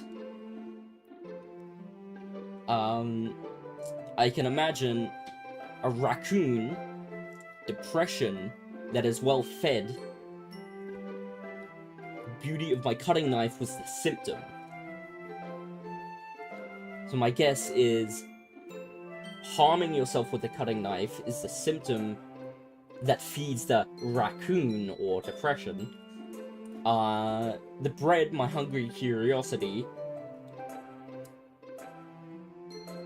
I'm not sure what that could mean. Potentially...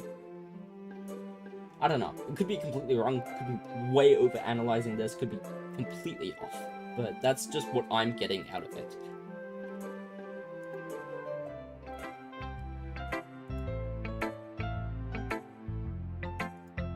I can see that. It's a lot more metaphorical. I don't know if it's my fault, but I can't begin to imagine what this poem is about.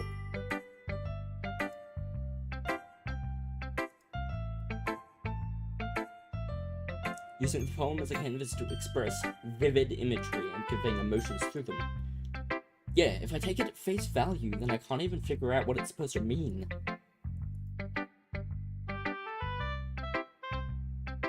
Yeah. I wanted to express the way it feels for me to indulge in my more unusual hobbies. Interesting.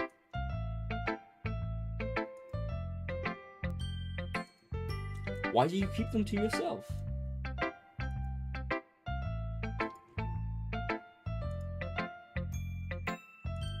Well, yeah, I guess I do.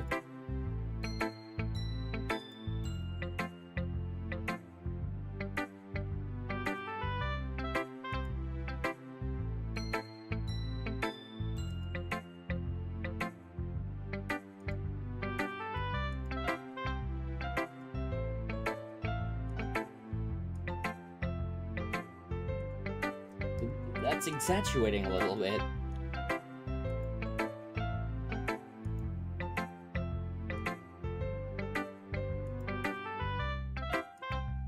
It's nothing, really.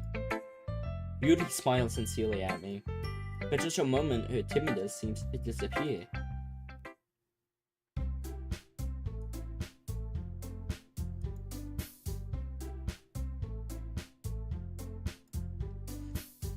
The festival?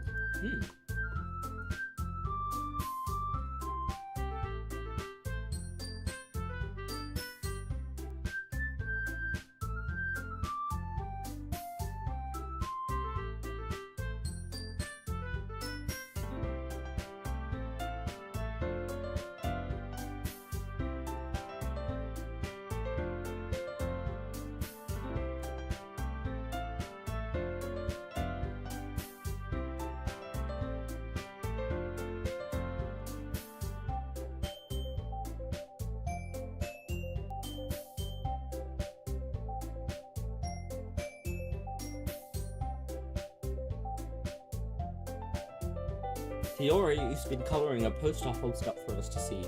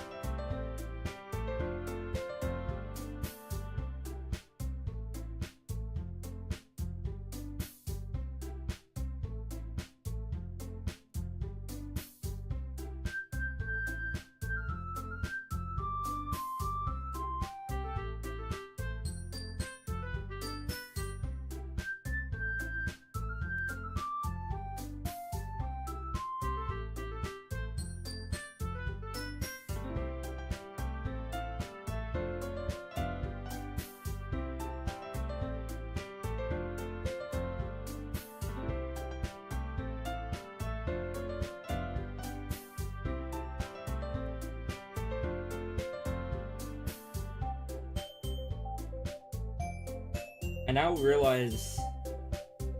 So I somehow didn't realize this before, and I just didn't really pay attention to characters, most of the story, that this is not Monica, this is Sayori, the one with the headband. I thought that was Monica in the poem thing, but there's only 3 characters, which is Sayori, Natsuki, and Yuri. Monica doesn't seem to have a little chibi model sticker thing down there. So I don't think she actually appears. I think you just kind of have to know what she likes to impress her.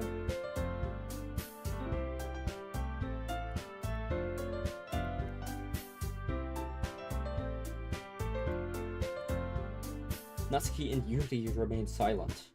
Sayori looks worried. Guess that leaves me no choice. I agree. I don't think it's too much to ask.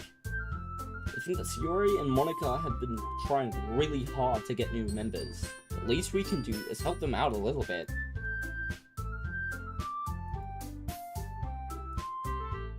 It looks like Natsuki doesn't have any arguments left.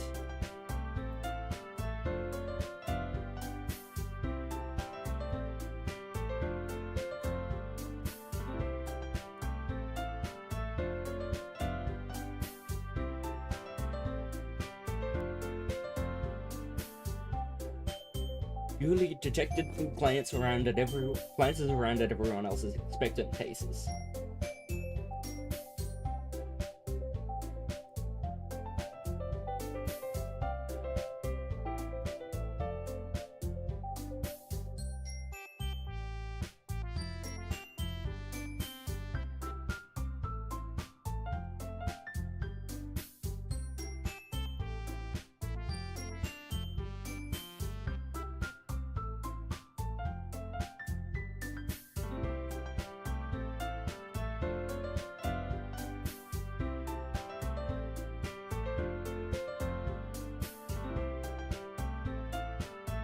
Monica flips through her notebook to see the specific poem she has in mind for herself. She then stands behind the podium. The way they fly. Monica begins reciting her poem. Her clear, confident voice fills the room. More than that, her inflection is pristine. She knows exactly how to apply emotion behind each line she recites, bringing the words to life. Is this something she's done before? Or is she simply a natural? I glance around me. Everyone has their eyes on Monica. Sayori looks amazed. Yuri has an intense expression on her face that I don't understand. Finally, Monica finishes the recitation. The four of us applaud. Monica takes a breath and smiles.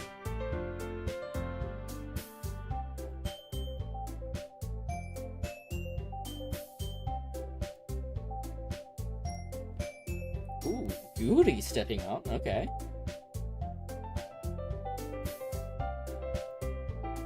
Yuri clutches a sheet of paper between her hands and stands up. Keeping her head down, she walks quickly over to the podium. This poem is called... Yuri anxiously glances at each of us.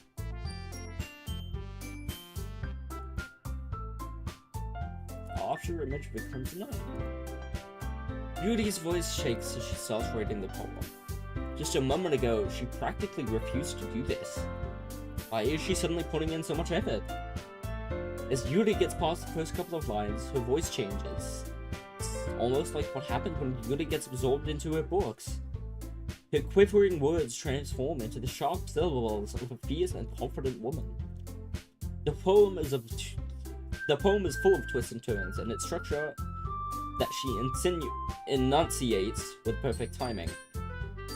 This must be a rare glimpse into the boiling fire Yuri keeps concealed inside her head. Suddenly, she's finished. Everyone is stunned. Yuri snaps back into reality and glances around her, as if she bewildered even herself. It's up to me to save this situation. I'm the first to start applauding. Everyone joins me afterward, and we give Yuri the recognition she deserves. It's not that we didn't want to applaud for her, but we were caught so off guard that we must have forgotten. As we applaud, Yuri holds the poem to her chest and rushes back to her seat.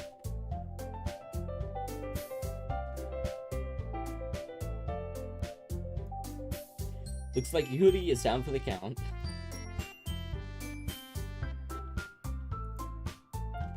Sayori hops out of her chair and cheerfully walks to the podium.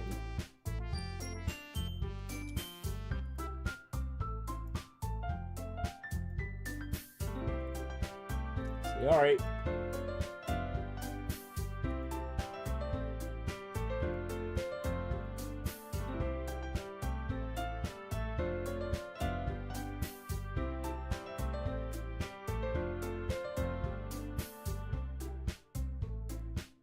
Sayori begins her poem. Somehow it feels like her soft voice was made as a perfect match. The poem isn't aimlessly cheery like Sayori is. It's serene and bittersweet. If I were to read this on paper, I probably wouldn't think much of it.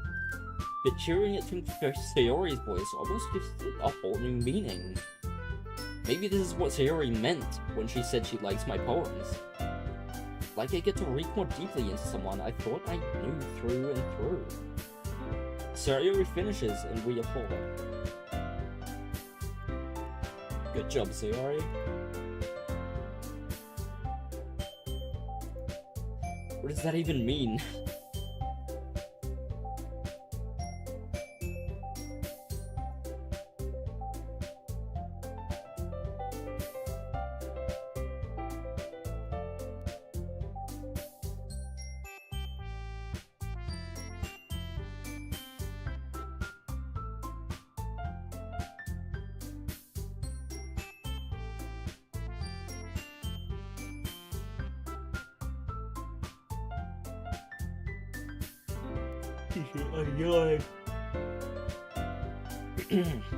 Sorry about that.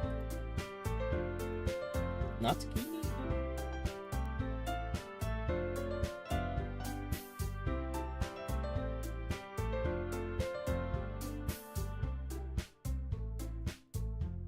It's fine, it's fine. I might as well get it over with. But it's not like I have much of a selection of what to read. I'll just have to go with the one that I read for today. I stand up and step in front of the podium. Everyone has their eyes on me, making me feel terribly awkward. I recite my poem. Since I'm not exactly confident in my own writing, it's hard to put energy into it. Despite that, once I finish, I receive applause anyway. Sorry I'm not really as good as everyone else.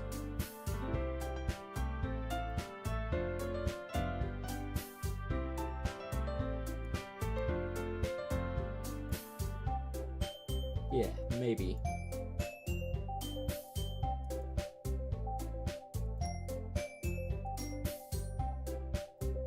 Nazi... oh my... I did not mean to... Natsuki begrudgingly gets out of her seat and makes her way to the podium.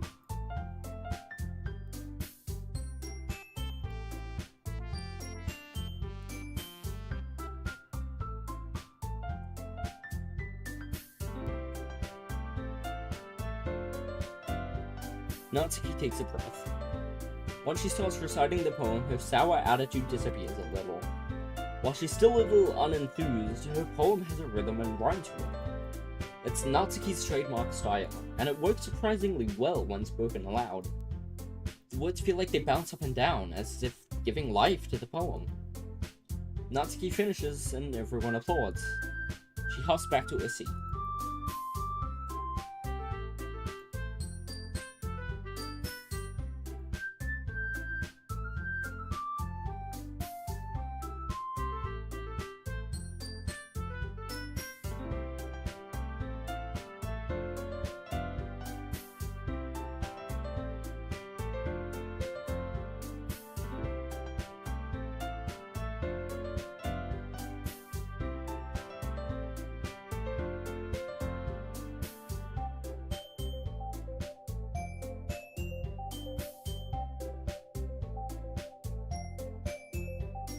Jeez. I should probably find some other poem to recite instead.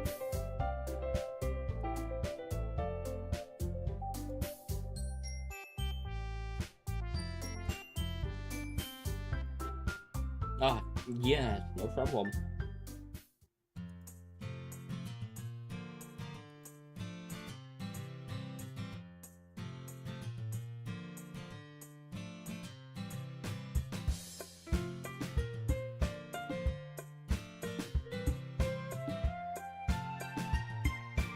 Alright. I stand up. There's no way I'll be able to find the same enthusiasm as Yuri and Monica, but I'll do my best to get through it. If it's for the sake of the club, and impressing Monica, then I'll have to do my best. Ready to go, Yuri?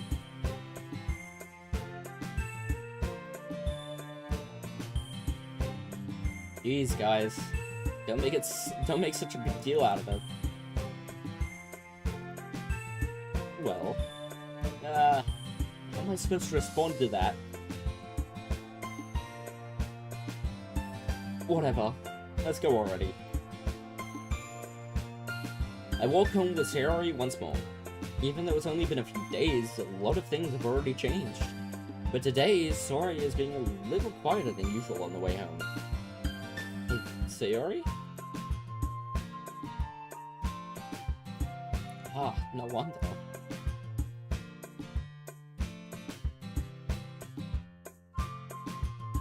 Sayori fumbles with her words. Huh? What kind of question is that? You're kind of putting me on the spot here.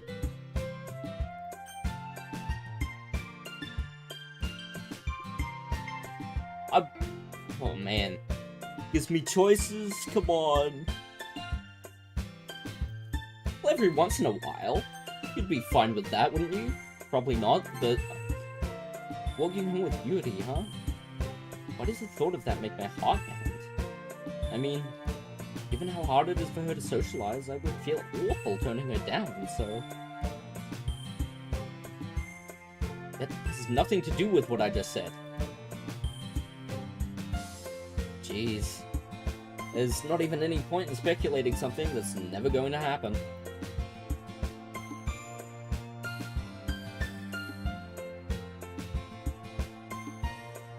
Need you? Yuri, I can't figure out how you're seeing things in your head right now. Everyone's different. Nobody in the club is a replacement for you. The conversation trails off, and I'm left feeling awkward. But it was kind of her fault for trapping me with such a weird question. Can't just lie to her. But if there's something that makes me happy, I would hate to take that away from her. That's why I said there's no point in speculating. Then again, the festival is only a few days away. Who knows what will happen in that time? Here we go again. Pickle. I want to say horror. Yep. Disarray. Where to go?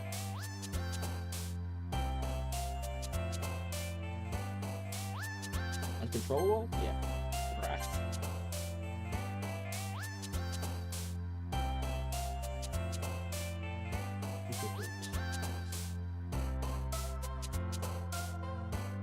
Last one? Yes. Very good. Oh no, I forgot that was Sayori's word. Tenacious.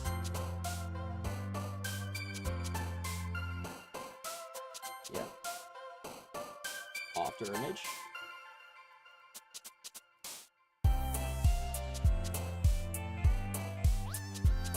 Crimson. Sensation? No, adventure, no. Dog. Oh, okay, interesting. Tragedy. Oh, okay, that's...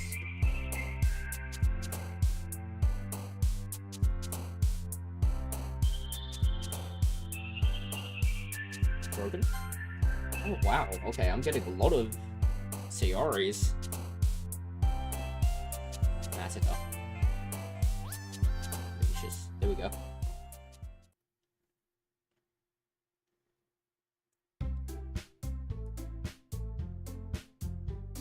Don't worry, I just walked in too.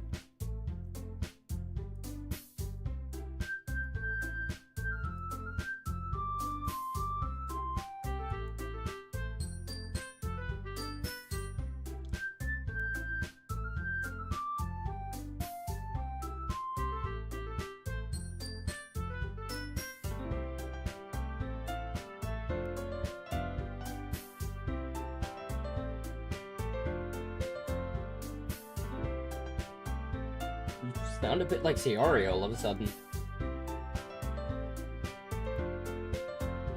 You mean Takanaki?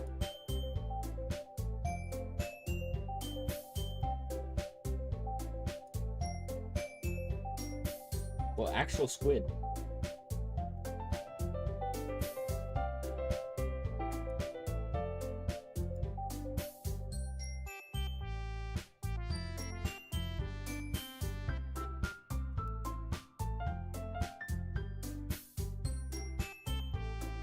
That joke makes no sense in translation. Now I'm curious. How does it appear in translation?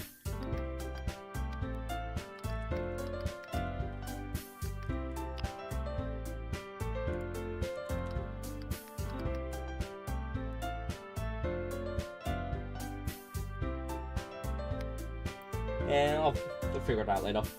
I'm sure it's funny though, because both wall breaks, we love those.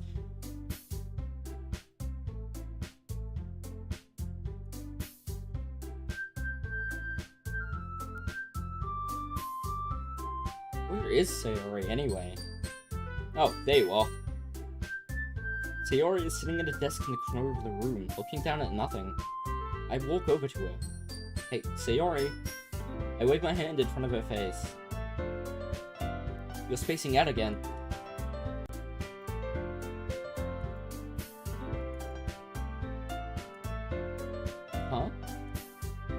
Is everything alright? It just feels like you're a little off. Sorry for assuming things.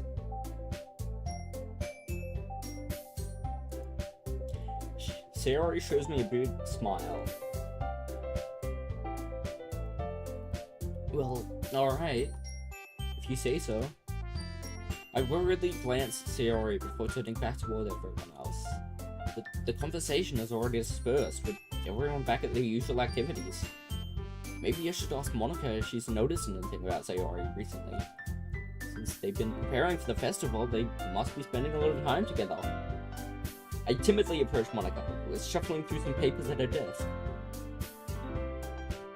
Hey, this might sound a little strange, but have you noticed anything up with Sayori recently? Maybe I'm reading into it a little too much, but she seems a bit downcast today. Monica peers across the room at Sayori, who is idly dragging a rubber eraser up and down her desk.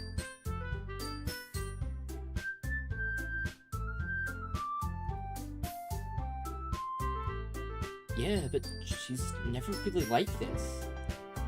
She's always talked to me about things that bothered her.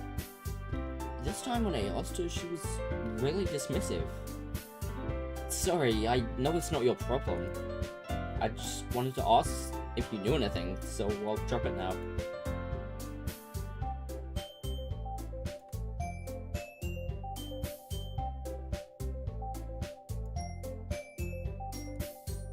Yeah, are you sure about that? She seemed like she wanted to be left alone.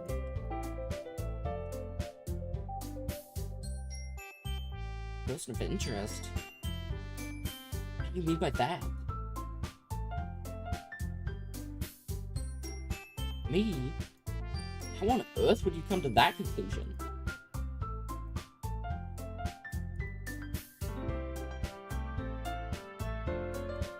Yeah?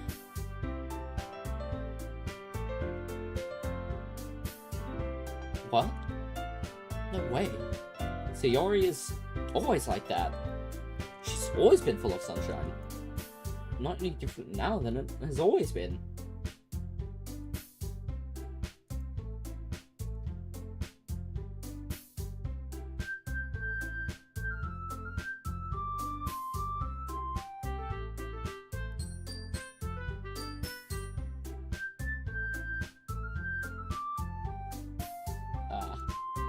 Alright. Monica smiles meaningfully. I know she said to forget about it, but I already know that I won't be able to get her words out of my head.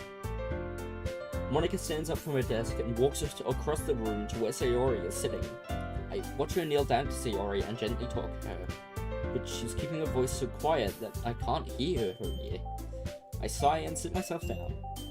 I know Sayori told me not to worry about her and to have fun with everyone else, but that's impossible to do when she's behaving like this. Exactly how much do I care about her, and that I'm letting this weigh me down so much? It feels like I'm the one behaving out of the ordinary. But there's nothing I can do besides wait for Monica. Why does it feel like I'm being watched? I glance around the room. Suddenly, I notice Yuri peering at me from over her book. But she looks away just as quickly, with a flustered look on her face. I realize that she won't get anywhere like this. I've never really seen Yuri approach anyone or start a conversation on her own accord, so I have no choice but to approach her myself. But now, it's a little easy for me to do that. I stand up from my desk and sit in one next to her own. Relax, you didn't even do anything. Alone with my thoughts? How were you even to tell that I was thinking like that?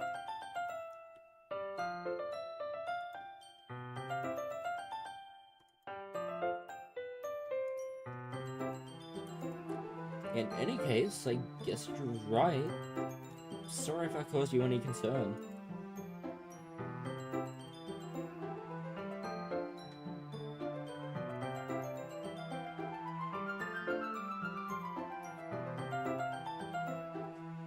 It's really not that big of a deal. I was just feeling a bit uneasy about Sayori.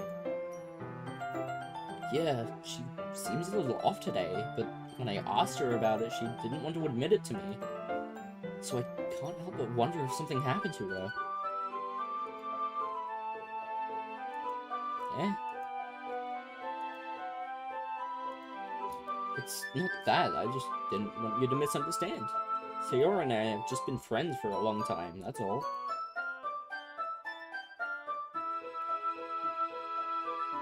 Or maybe I'm just reading into it a little too much.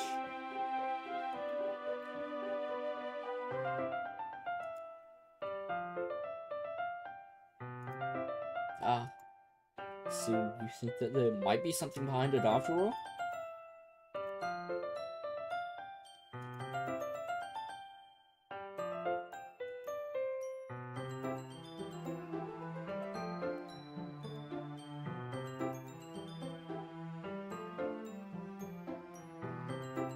Well, I guess that was the case.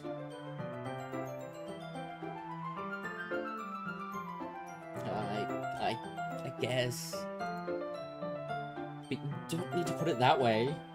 We're just good friends, that's all. Yuri suddenly looks deeply into my eyes. Her expression is gentle and curious, if she was searching for something. Embarrassed, I avert my gaze.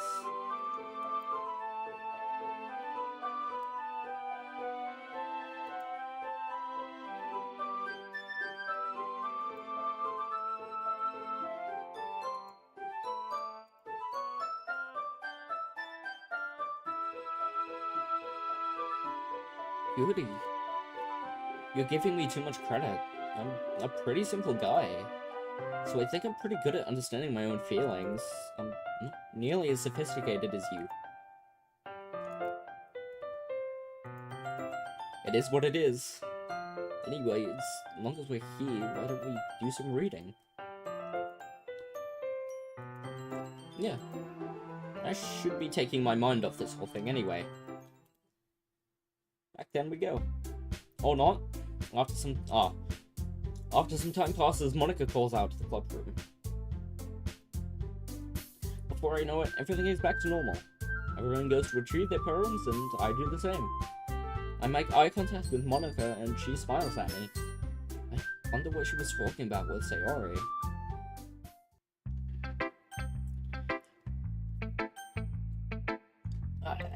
Just get it out of the way.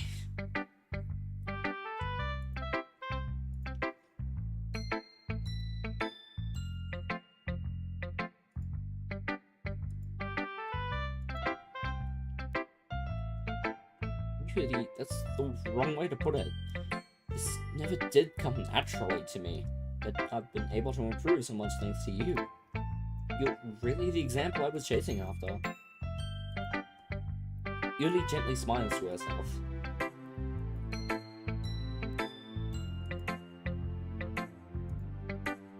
I remember you mentioning that yesterday. I can't believe that you're so good at something and you've never even shared it with anyone.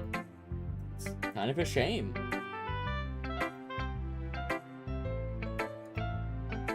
What do you mean? Yuri smiles sadly.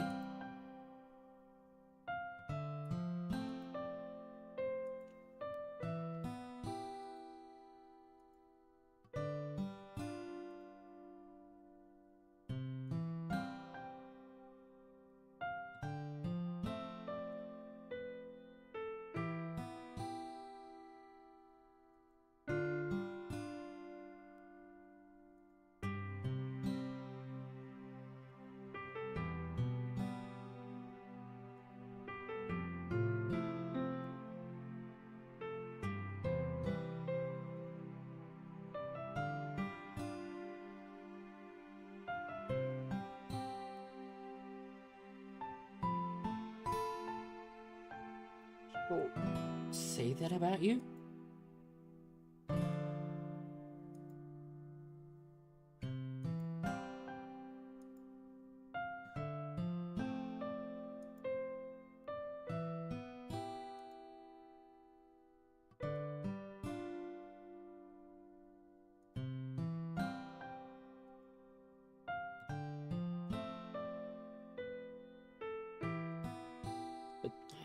really done anything.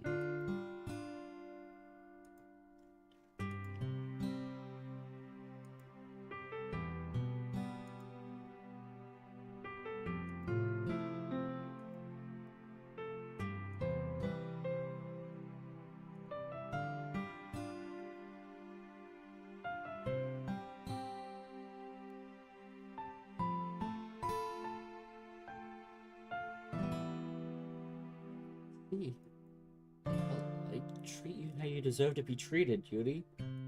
And if other people don't see it that way, then screw them. I mean, I joined this club hoping I would make friends, and I would say I've had at least one success. Wouldn't you?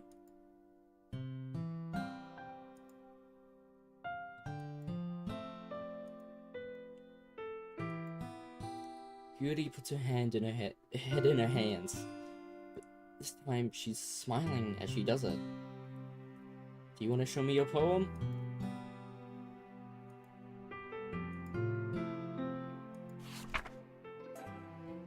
Ghost of the Light Part 2. The tendrils of my hair illuminate beneath an amber glow bathing. In the distance, a blue-green light flickers. A lone figure crosses its path, a silhouette obstructing the eerie glow. My heart pounds, the silhouette glows, closer, closer. I open my umbrella, casting a shadow to shield me from visibility, but I am too late. He steps into the streetlight. I gasp and drop my umbrella. The light flickers, my heart pounds. He raises his arm. Time stops. The only indication of movement is the amber light flickering against his outstretched arm. The flickering light is in rhythm with the pounding of my heart, teasing me for succumbing to this forbidden emotion. Have you ever heard of a ghost feeling warmth before? Giving up on understanding? I laughed. I laugh. Understanding is overrated. I touch his hand, and the flickering stops. Ghosts are blue-green. My heart is amber. Panther, I personally think Natsuki is.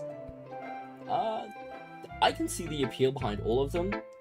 I made the title as a half joke because I had never actually played the game, and this is my first playthrough.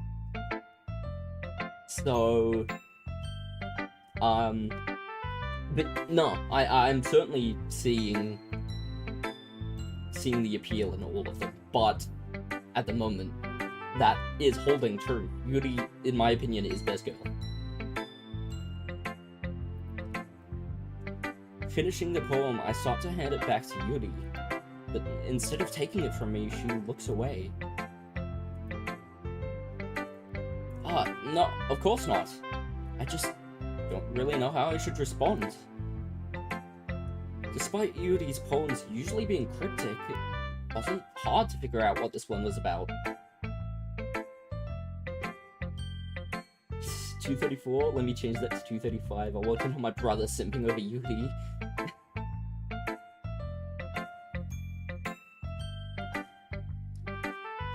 Yeah, she's... I don't know. I just like her kind of personality.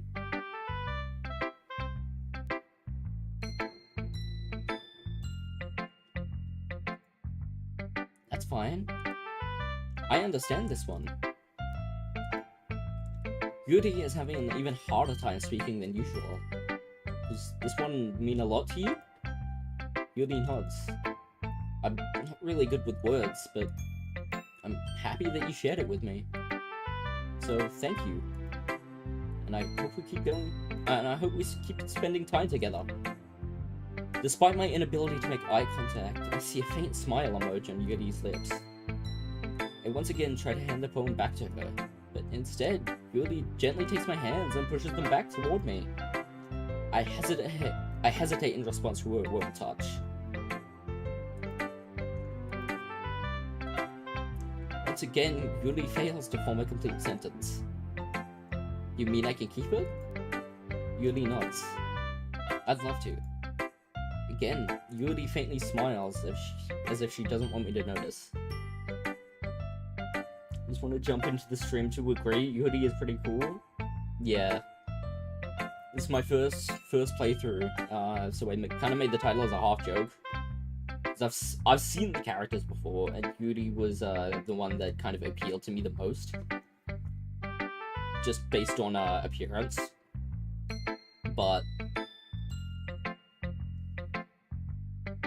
sorry, I keep saying stuff. I'm like really bored, but should I be concerned that I first played through this game when I was 12?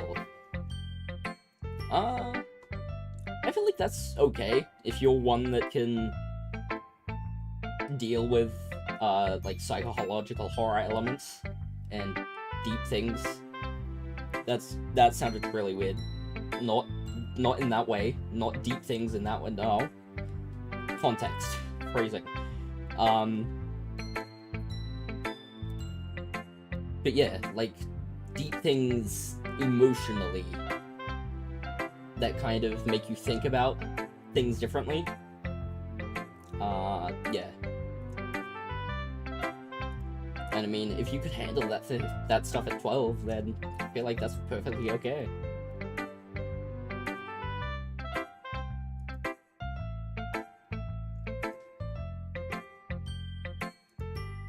Yeah. Don't worry. I think you do a good job. Yuri finally turns back toward me. I just wish you luck, my friend. Thank you. I don't know when the game just flips, because I know it does flip at some point, but $1,000,000 question, chicken nuggies or chicken tendies? Chicken nuggies. No hesitation. Yeah. I'm sure I will. That Yuri timidly smiles at me, and I return to my seat so we can put a promo away. Chicken sandwich? Yeah. Should I show my phone to me next?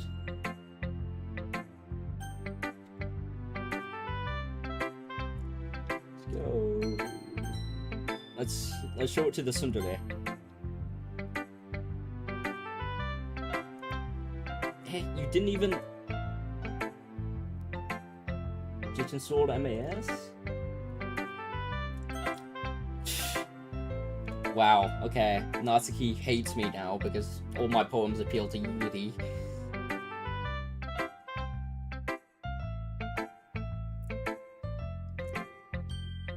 So installed AMS, you'll have to remind me what that is. I do not know many abbreviations. Don't know anything about this mod, but already afraid, though ain't spoiling anything.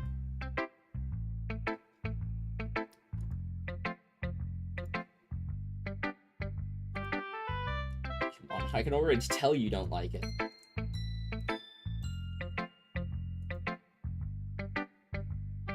I mean, yeah. Yeah? I didn't write this for anyone specifically.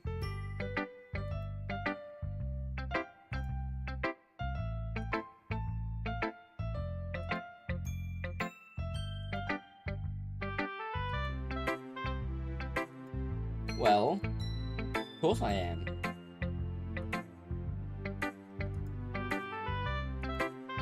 Sayori, is there something wrong?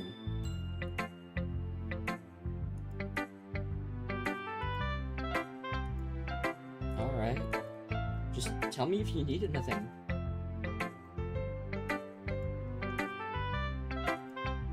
If you insist. Sayori? Before I can say anything else, Sayori cheaply walks out of the classroom, humming to herself. Interesting.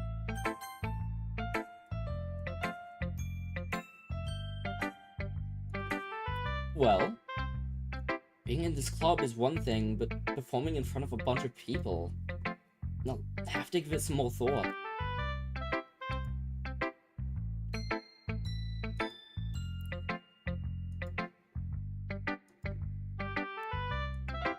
Sure.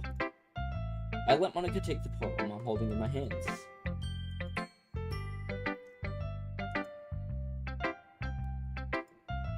Well, I guess so.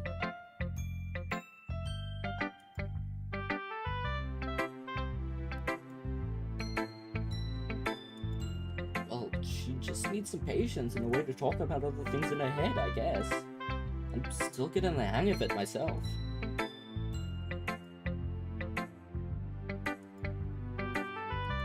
Yeah, that's...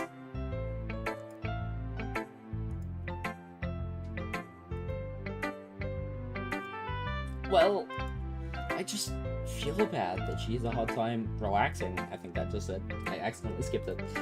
It makes me want to make sure she doesn't spend all her time alone. Besides, the novels are too bad either, you know?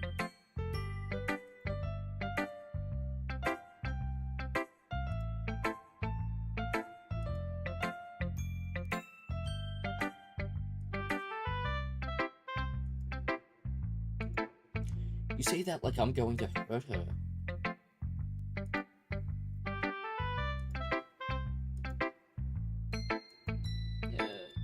Alright. Lady who knows everything.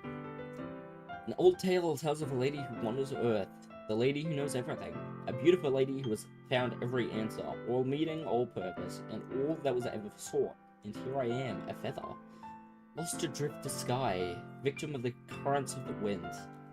Day after day I search with little hope, knowing legends don't exist. When all else has failed me, when all others have turned away, the legend is all that remains, the last dim star glimmering in the twilight sky. Until one day the wind ceases to blow, I fall, and I fall and fall, and fall even more, gentle as a feather, a dry quill, expressionless.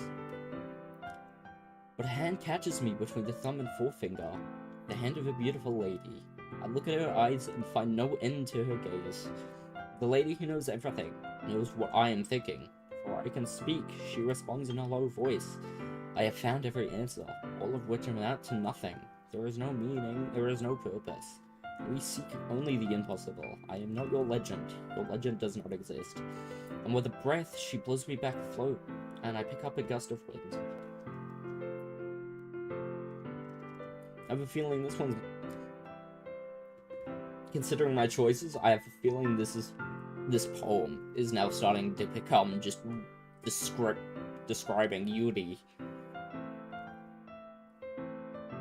The lady who knows everything. She said in her rant before that people call her a know-it-all.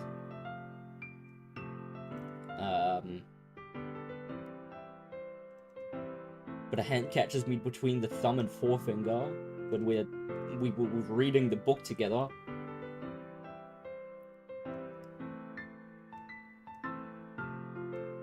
I have a feeling this is all just starting to become, yes, you like Yuri, so everything is about Yuri now.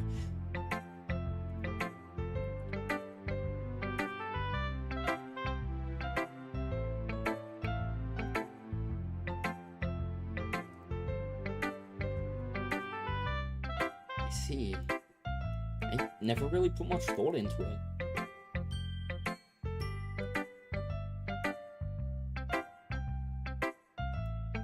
You know, there's one thing I noticed. It seems like everyone in the club prefers writing about things that are more sad than happy.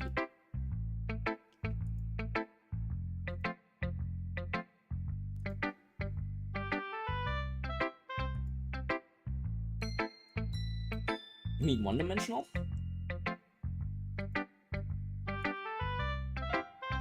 More writing tips.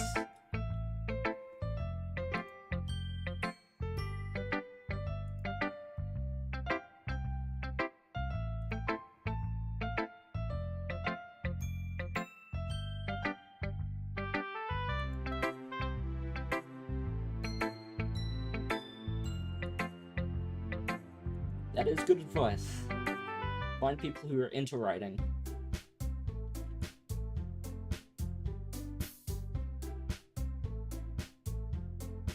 Oh, hello, Natsuki.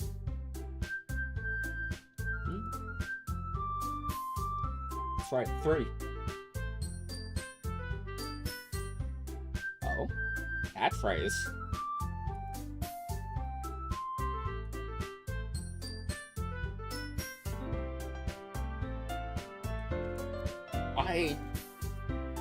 He has a catchphrase?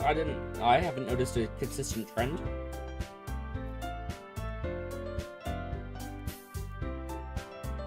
In your books, maybe. Look, the only thing different is that Yuri isn't here.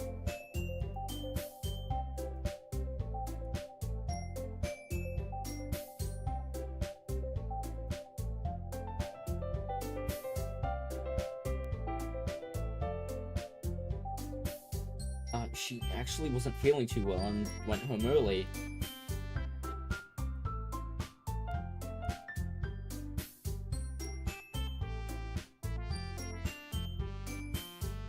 No.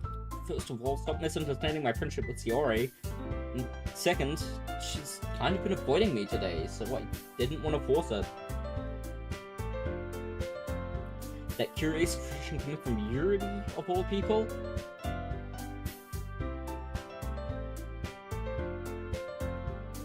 What did she say? Oh, that's an obvious dodge to the question.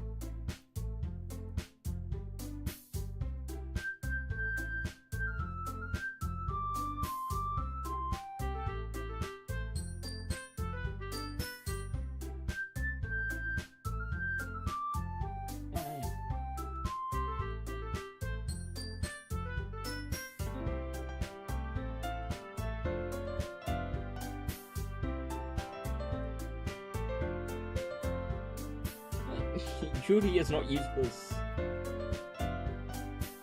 You're not useless. You're not useless, Yuri. Just... Jeez, even I can tell now.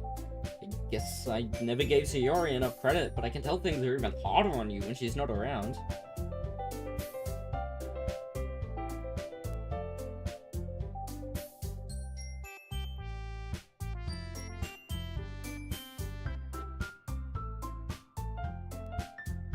Yeah, that's true. Ooh, atmosphere. She's probably gonna be horror. Yuri's expression suddenly changes as she stares at her desk in focus and starts nodding to herself. Your mind is already racing, I see.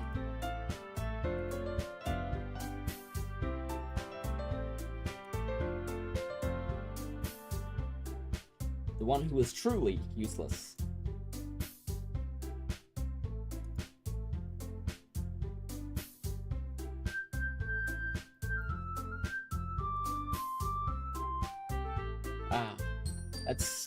Is Monica suggesting I spend the weekend with one of my club members? How on earth are they going to respond to a suggestion like that?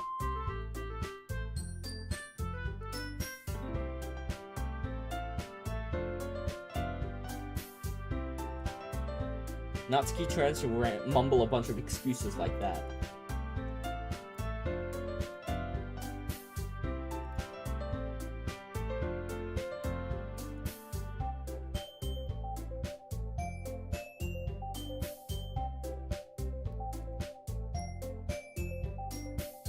Oh, here we go again.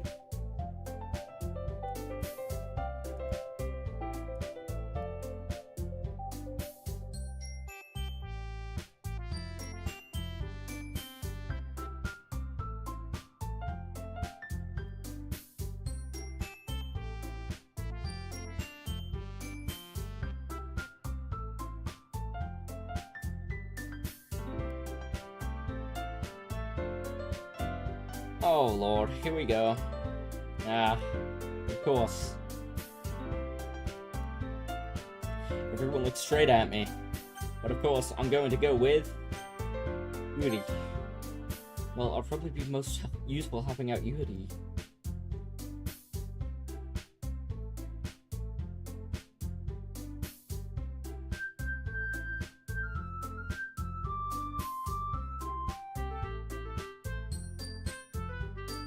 Yeah, that's what I'm going to do.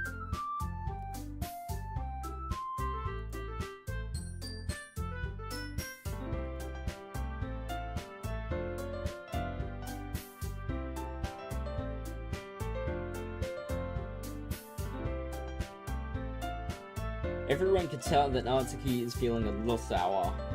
So, is that everything we needed to go over?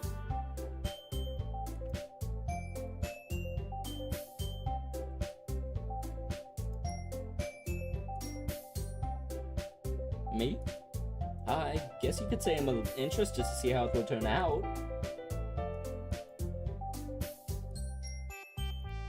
No, Natsuki's pissed because they didn't get love interest.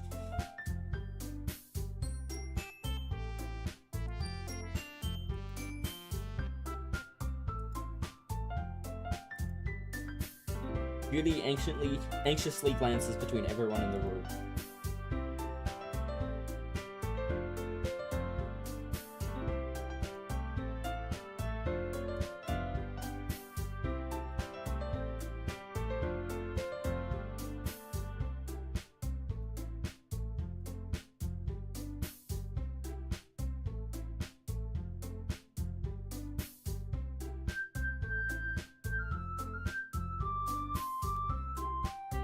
Natsuki isn't the only one surprised. Monika and I are also taken aback by Yuri's words. When she already has trouble with words, trying to cheer someone up must be far out of her comfort zone. But I begin to understand. Yuri was trying to sound like Sayori. Even if it didn't work perfectly, I can tell that she tried to say something Sayori would say at a time like this. Because Sayori always helps everyone smile and feel good about themselves.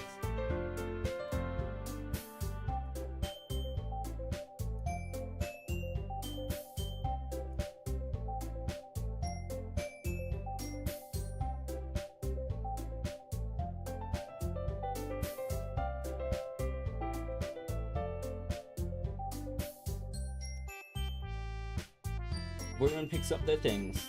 I start to follow Monika and Natsuki out the door as they chat between each other. Yeah. I turn around. Oh, you're right. I can't believe that slipped my mind. Did I give you my phone number? Alright then. Yuri and I exchange phone numbers. Eh? My house? No, not at all. I just thought that I would be the one going to your house, since I'm the one helping you.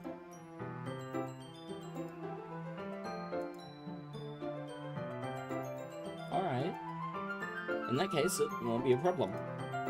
I decide to not press Yuri for a reason. It's not like it should matter much either way, so I'll just need to make sure my room is clean.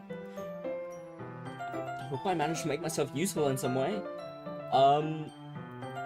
There's gonna be an issue here. Sayori is gonna come over. Guarantee it. Sayori is gonna come over and see Yuri and I together. I'm not nearly as creative as you are.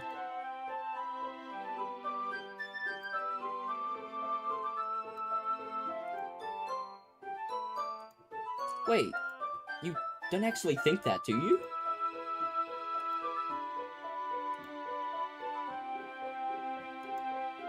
You're forgetting the wrong reason with the most common sense. I chose to help you because that's what I want to do. Yuri thinks to herself with an extremely tense expression. Yuri, you're overthinking this. You wanted me to point out when you were overthinking, right? I'm telling you, I want to. That's all there is to it. Do you believe me? Yuri thinks really hard again. He looks straight into my eyes for a long while. As if it took a tremendous effort, Yuri finally says that and relaxes her expression. Yeah, I am too. After that exchange, I make my way out the door and Yuri follows. I can't believe this. Yuri is going to be coming to my house on Sunday? My anxiety shoots through the roof. Even though I've gotten pretty used to handling her at this point, there's no telling what might end up happening when we're outside of school. More than that, she told me that she was looking forward to it. Is this the chance I have to make something happen between us? Or is it too early for that? Only time will tell. But until then, I won't be able to take my mind off it. I seriously can't wait. It's already Sunday. I've been getting increasingly anxious about Yuri's upcoming visit. I keep telling myself there's no reason to be nervous, but it doesn't help much. Yuri is clearly an introvert and also an intimate person in general. There's no doubt that she'll open up a little bit when it's just the two of us. Meanwhile, we've been texting occasionally. She was extremely apprehensive at first, but it wasn't long before I was already learning more about her. But putting Yuri aside, I haven't heard a thing from Sayori since she left club early the other day. It's not like we text each other all the time or anything, but I've been worried about her in the back of my mind. Between what Sayori said and what Monica said, is it really okay for me to push Sayori's feelings aside when she might need me? I decide to visit Sayori before Yuri comes over. Rather than asking, I simply tell her I'm coming over, much like we've done in the past. Once I reach Sayori's house, I knock on the door before entering it myself. Again, we used to play so often that we've made it a habit of simply entering each other's houses like we're family. The house is quiet. Sayori isn't anywhere on the first floor, so I assume she's up in her room. Already strange of her not to run down and greet me. I head up to her room when I finally found her. Ooh. Is this Sayori? Okay, she's fine. Good. I sit down in her room. Sayori forces a smile, but it's easy to tell that she's different. There's a minute of silence between us. I guess you're right. It has been a long time. Not much has really changed, has it? Sayori's room is as messy as it's always been. I also recognize the same stuffed animals and wall decoration that she's had for years now.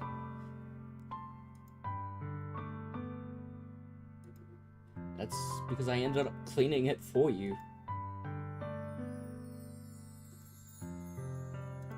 Yeah, but... Wait, how did you know that? Sayori had already left by the time we decided that last meeting.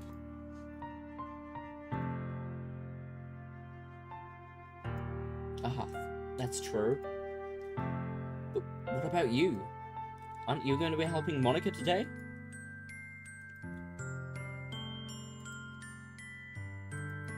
Ah, so it's just me and Yuri then. There's more silence between us. Sayori stares in a random direction. Everything about her behavior is really uncharacteristic. I finally get to the point. I just wanted to see how you were doing after you left on Friday. When something's wrong, you can't hide it from me. I know you too well. So... Sayori smiles, shaking her head. Yeah?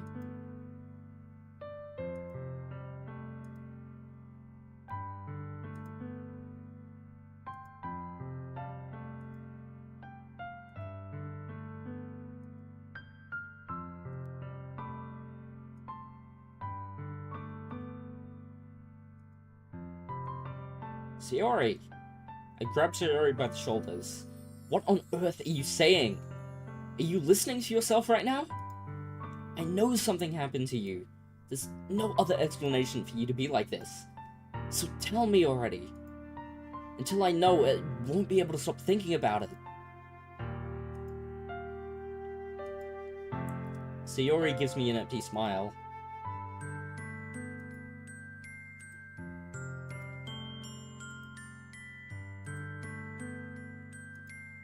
Seeing what? What are you talking about, Sayori?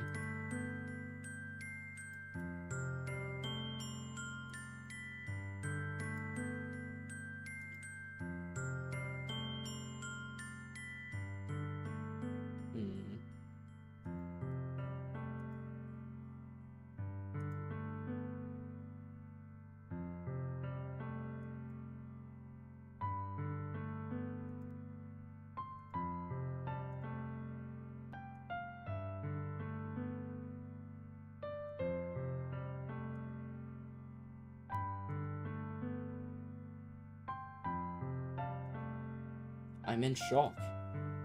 I can't even figure out how to respond. How is it possible that Sayori kept this from me the entire time that I've known her? And she really wants so badly for me to just not think about her? Why, Sayori? Why is it that you've never told me about this? Almost feels like I've been betrayed as your close friend. Because if I knew, I would have done everything I could to support you. Even if there's only so much that I could do.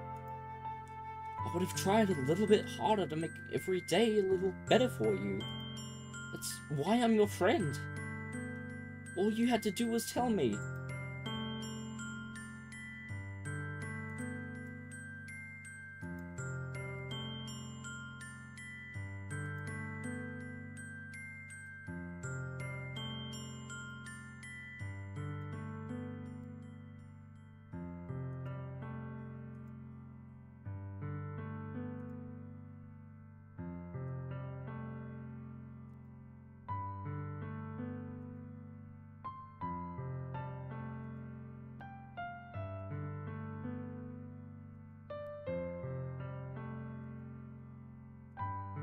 You're right that I don't understand. I don't understand your feelings at all, Sayori. But I don't need to understand. Whatever it takes for me to help you stop hurting, that's what I'll do.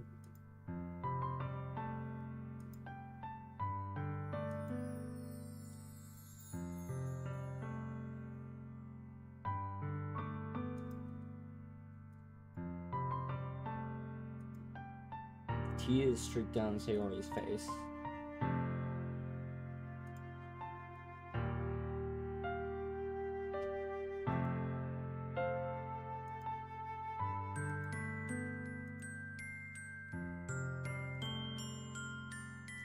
Without thinking, I once again grab Sayori's shoulders.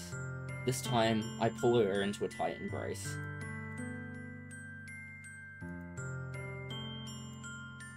Sayori, I don't care if you feel selfish. I'm really happy that you convinced me to join the club. Seeing you every day makes it worthwhile enough.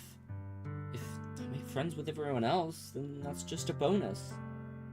But please never underestimate how much I care about you. I wouldn't have it any other way. Sayori isn't hugging me back.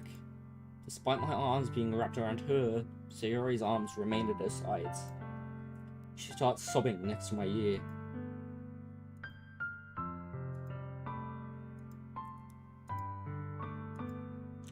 Sayori barely manages to speak between her sobs. I don't know if I'm doing the right thing, but all I want is for her to know that I care. If you have it in you to call yourself selfish, then you have to let me be selfish too. No matter what it takes, I'll figure out what needs to change. I'll make these feelings go away. And if there's anything that you need me to do, then you'd better tell me. I'll get mad if you don't.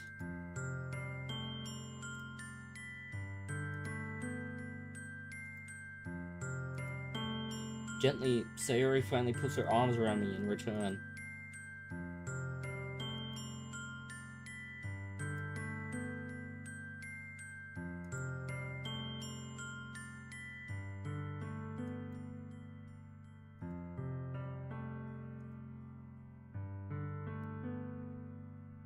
Sayori lets me go. As she does so, I let her go as well. The festival is tomorrow. It's going to be fun, right? How would you like for me to spend it all with you? It's what I want. I promise. Yeah. Sayori wipes her eyes. If I could spend the whole day here, I would. Of all days, this has to be the one where I have other plans. Maybe I should cancel.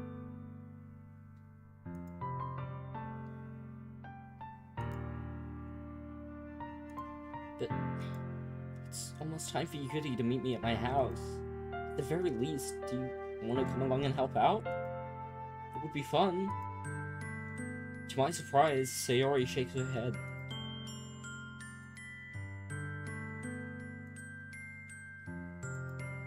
Ah, kind of hard for me to fully understand, but I'm trying my hardest.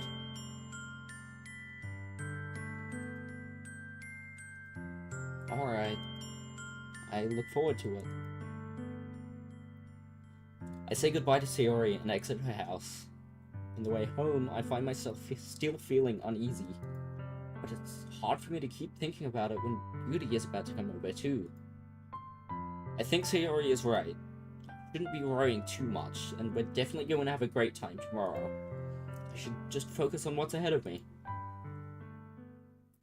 As I approach my house, I see something that makes me feel a moment of panic. Yuri?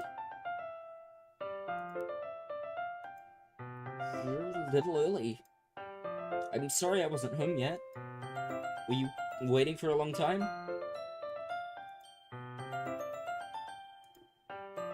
You always could have texted me. If I had known, I would have reassured you and hurried more on my way home. It should be common sense to do that, but I decided to ignore it. Anyway, let's go inside. I see you brought a lot of stuff with you. Yeah, pretty much. At least I hope I got everything right. I take Yuri to my room. The first thing she does is glance around curiously, which makes me feel anxious. I cleaned it before you came over, so... no, I would be really embarrassed for my room to be a mess while you were here. Excuse me. My voice is dying a little bit, so I'm going to quickly grab a drink.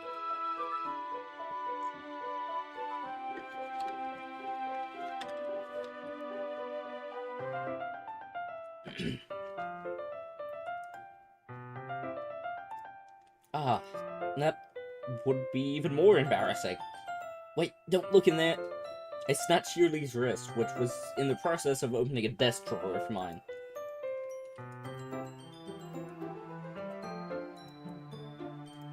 It's fine. I let go of Yuri's wrist. She puts both of her hands firmly in her lap, as if making sure she's keeping track of them. So, should we get started?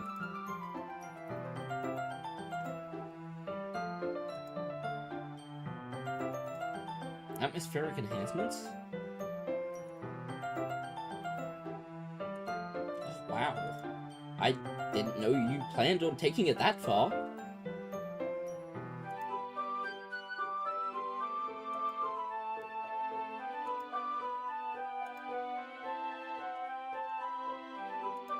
That's great. It's easy to forget that you're a pretty intense person. I guess that's the best way to put it. No, not at all. It's something that I like about you, actually.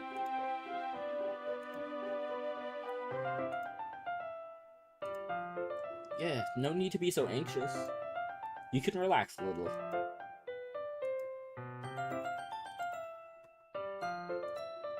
Oh yeah? Like what? Yuri rummages through her bag. She pulls out a few candles and a wooden cylinder-shaped object.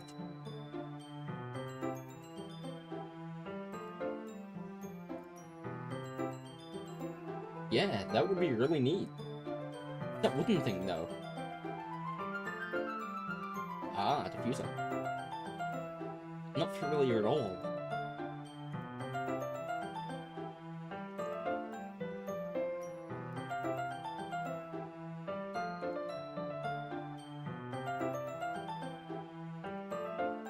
Yuri takes the cylinder and pushes a switch on the bottom.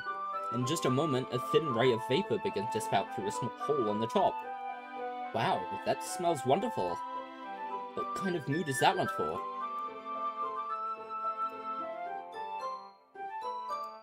Yeah, that's a good way to describe it.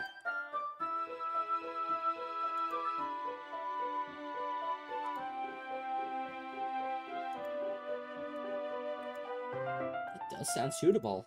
But you seem to know a lot about this, so I'll trust your opinion with anything. Yuri smiles gently, clearly enjoying herself. She again reaches into her bag and pulls out several spools of thin ribbon. What are those for? Yeah, I have it over here.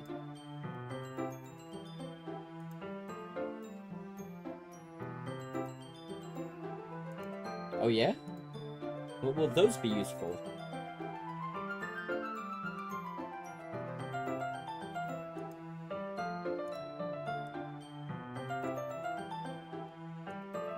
That's really creative. I had no idea you'd be so good at this, Yuri.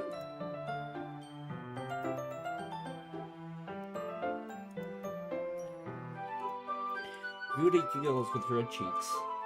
Is it just me, or is she more relaxed when it's just the two of us? Well, maybe it's the excitement she feels from sharing something that she enjoys.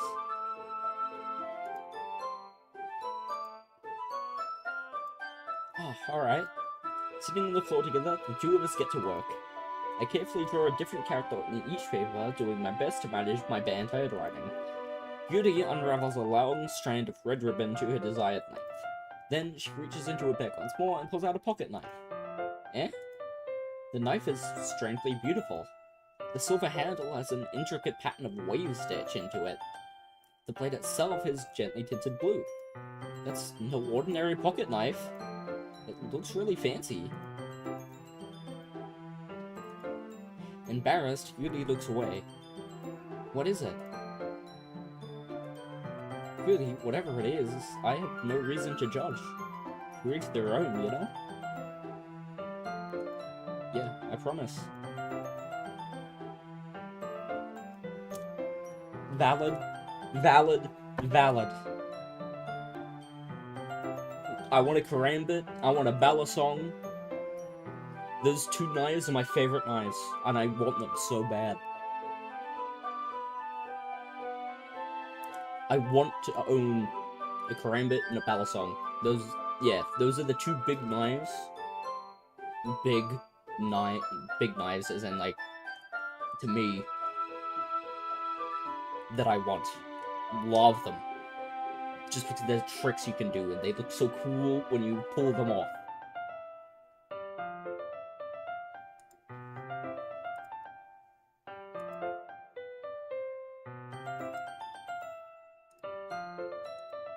Ah.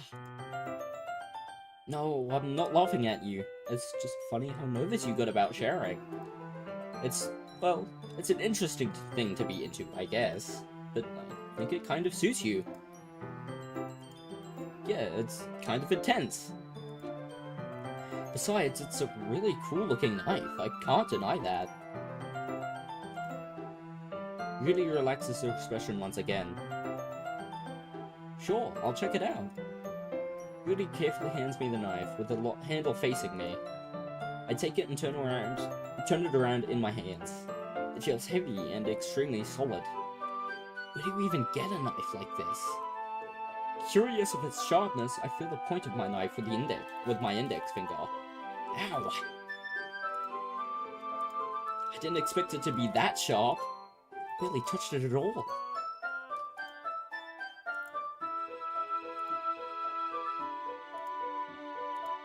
A small drop of blood trickles out down the side of my finger. Yuri takes my hand and gives the wound a closer look.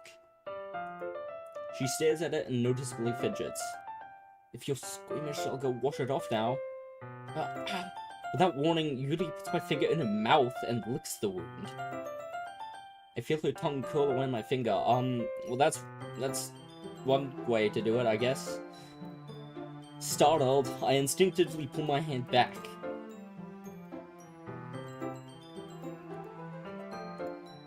Yuri lowers her head, her face burning up. Yuri.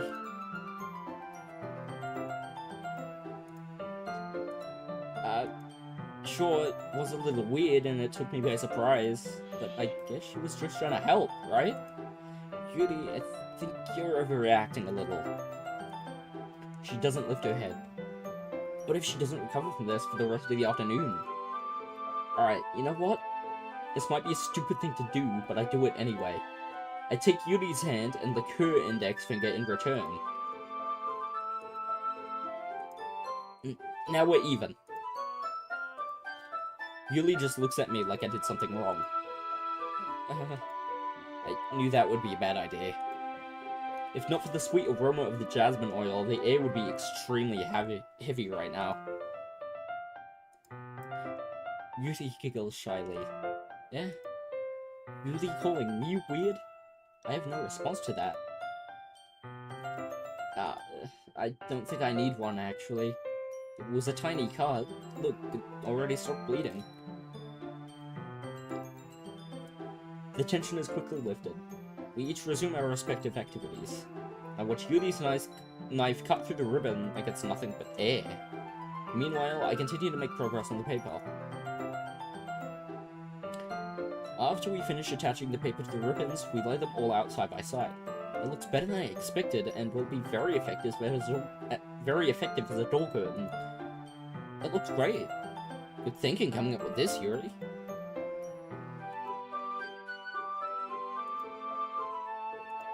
Yeah, let's do it. What do you have in mind? Ah, that's right. One of the items Yuri had asked me to buy was a kit of watercolor paint tablets. Of course not. 6 sips of water. I'll be right back in a minute.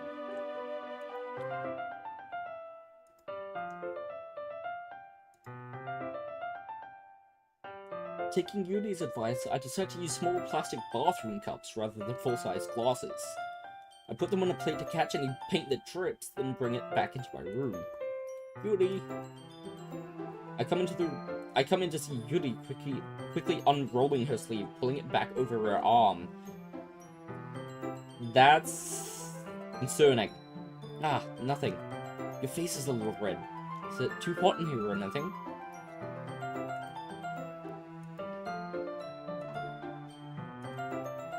Yuri hurriedly dismisses me and takes it upon herself to unwrap the tablets, dropping them into the cups.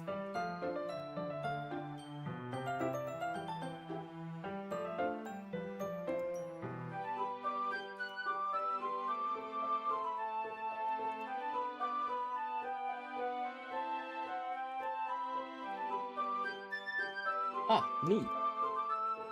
What are you going to write? Yuri smiles at me. If you say so. After rolling out the banner, Yuri and I kneel on opposite sides so we don't get in the way of each other. Yuri uses a brush and adds dots of different colors across the banner to serve as a color guide when we paint. This kind of reminds me of elementary school. Painting on a banner with a watercolor feels a lot like the art class projects we had back then. It's relaxing.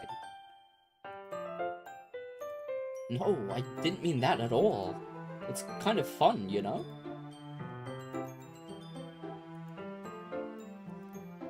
Yuri stops painting for a moment, thinking to herself.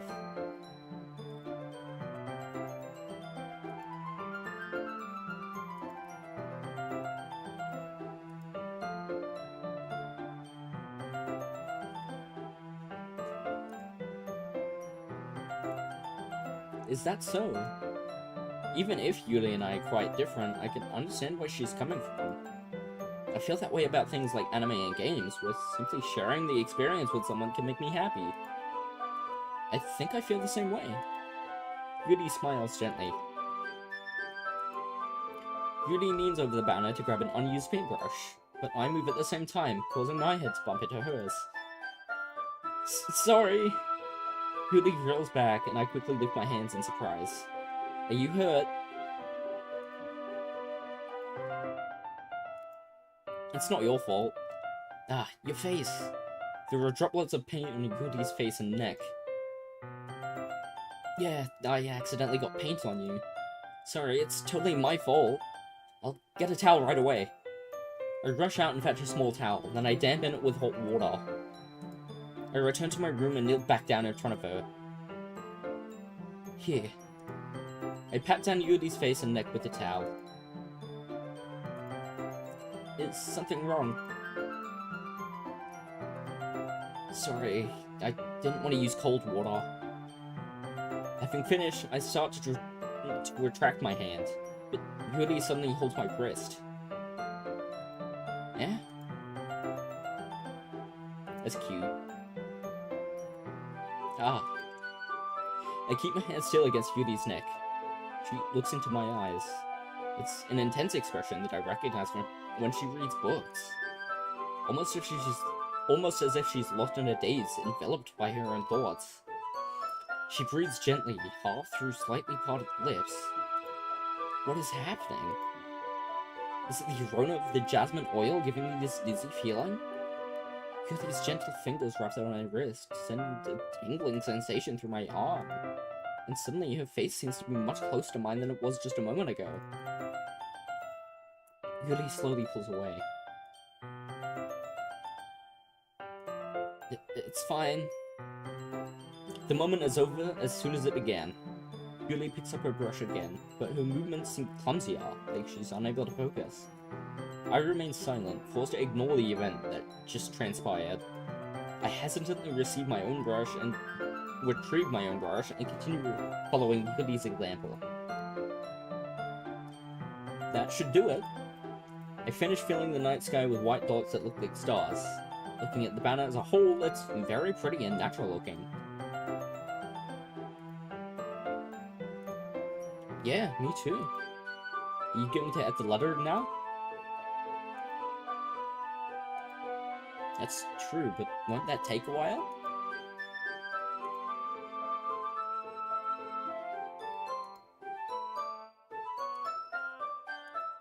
That's totally fine.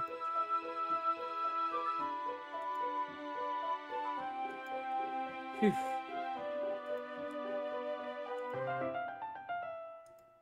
Ah, no, it's not that. I'm just glad that we managed to get everything done.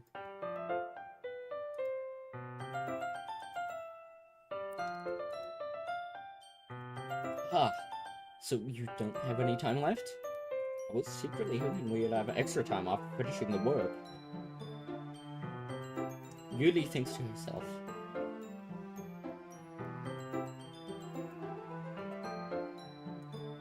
It's probably my fault. Sorry for being such a slow worker. Yeah. Gathering all her things, Yuri seems to look a little downcast. I understand why. It sounded like she rarely gets the opportunity to spend time with friends in a relaxed environment. But that doesn't mean this is the last time it can happen. Once Yuri packs up, I work her out the front door. No problem. I'm glad I was able to help. Just let me know if there's anything else you need me to bring tomorrow. Yuri fidgets. Wait. I kind of say that without thinking. About today, it's fine that we didn't have as much time as we wanted, because we can do this again. Well, whenever you want, you can come over, or we can go out somewhere. I forgot you don't like going out much. As I stumble over my words, Yuri simply smiles bashfully. Yeah, anyway, you know what I'm trying to say, so... Yuri takes a step close to me, then briefly squeezes my hand. Well, how am I supposed to respond to that? I don't even get a chance to, as Yuri suddenly pulls back. Eh? Oh, uh-oh. Sayori. Just now we weren't...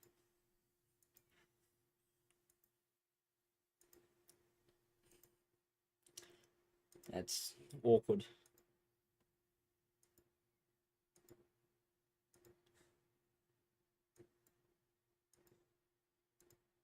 Sayori beams. Clearly embarrassed, Yuri hurries off. Sayori waves goodbye after her. Sayori, thought you didn't want to come over today.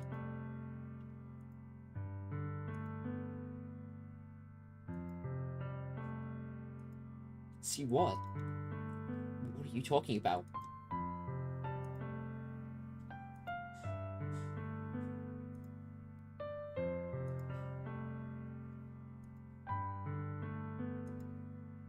Tears start to fall down Sayori's face.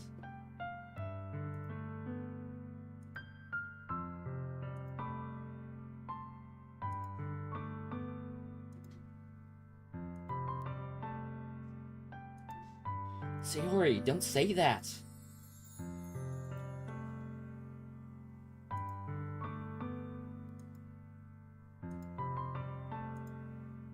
Monica? Monica was right about what?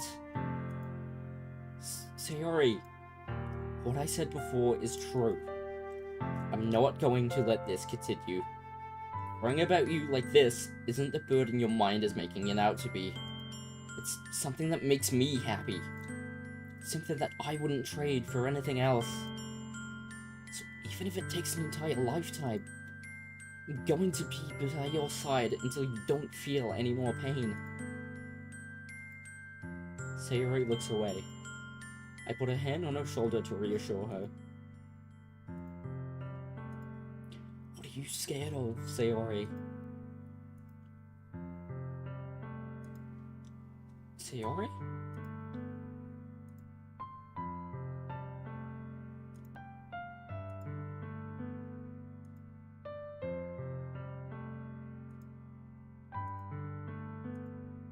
It's enough, Sayori. I don't want you to hurt anymore. I slide my hand down Sayori's arm and squeeze her hand in my own. Do you remember how I said I always know what's best for you? Do you still believe me? Wordlessly, Sayori nods.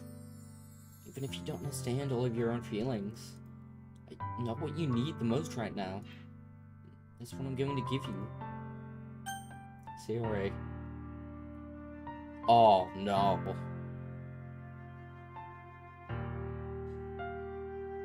Oh no.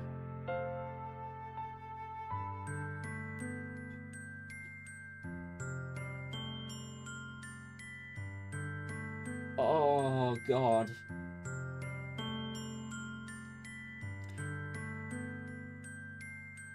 Because she's saying she... Oh no. Do I friend zone her? Or do I...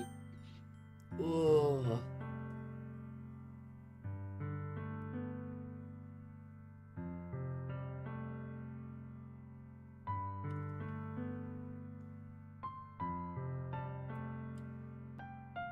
Oh man, I'm gonna feel guilty about whatever option I pick.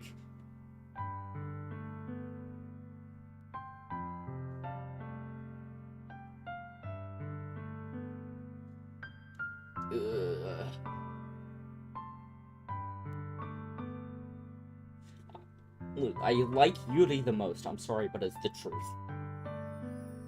But if I say Sayori is always going to be my dearest friend, I feel like that's going to hurt her a lot.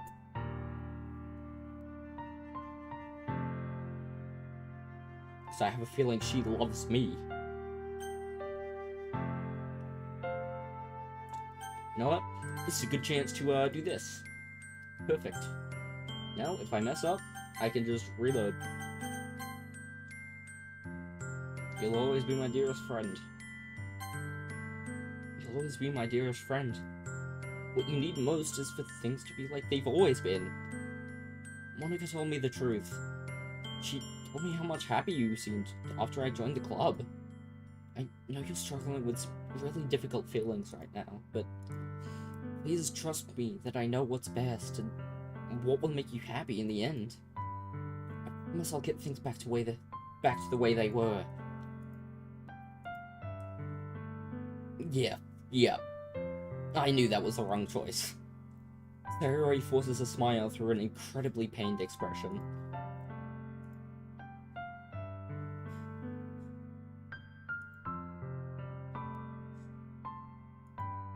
Sayori.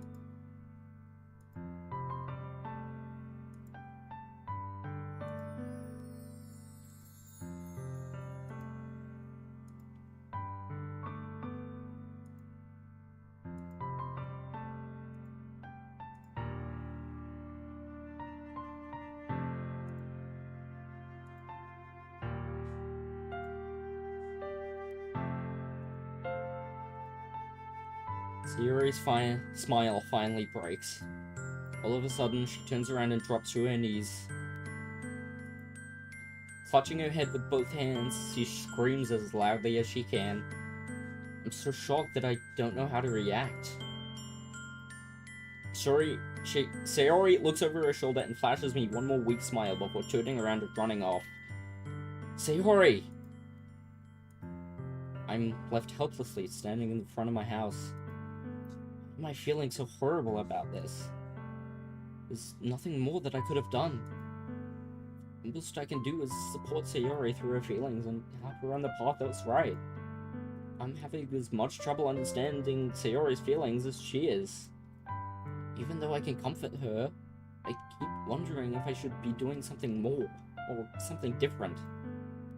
I know these thoughts will continue to plague me until things are back to the way they were. I'm going to give it everything I've got. Sayori will always be my dearest friend, and I'll do whatever it takes to put a smile on her face every day. It's the day of the festival. Of all days, I expected this to be the one where I'd be walking to school with Sayori. But Sayori isn't answering her phone. I considered going to her house to wake her up, but that's a little too much. Meanwhile, the preparation for the event should be nearly complete. The banner Yuri and I painted is dry, and I gently rolled it up to take with me. She sent me a pleasant text reminding me not to forget anything, and I reassured her. Funnily enough, I probably feel the same way as Natsuki about the event. I'm more excited for it to be over so I can spend time with Sayori and Yuri at the festival. But knowing Monica, I'm sure the event will be great too.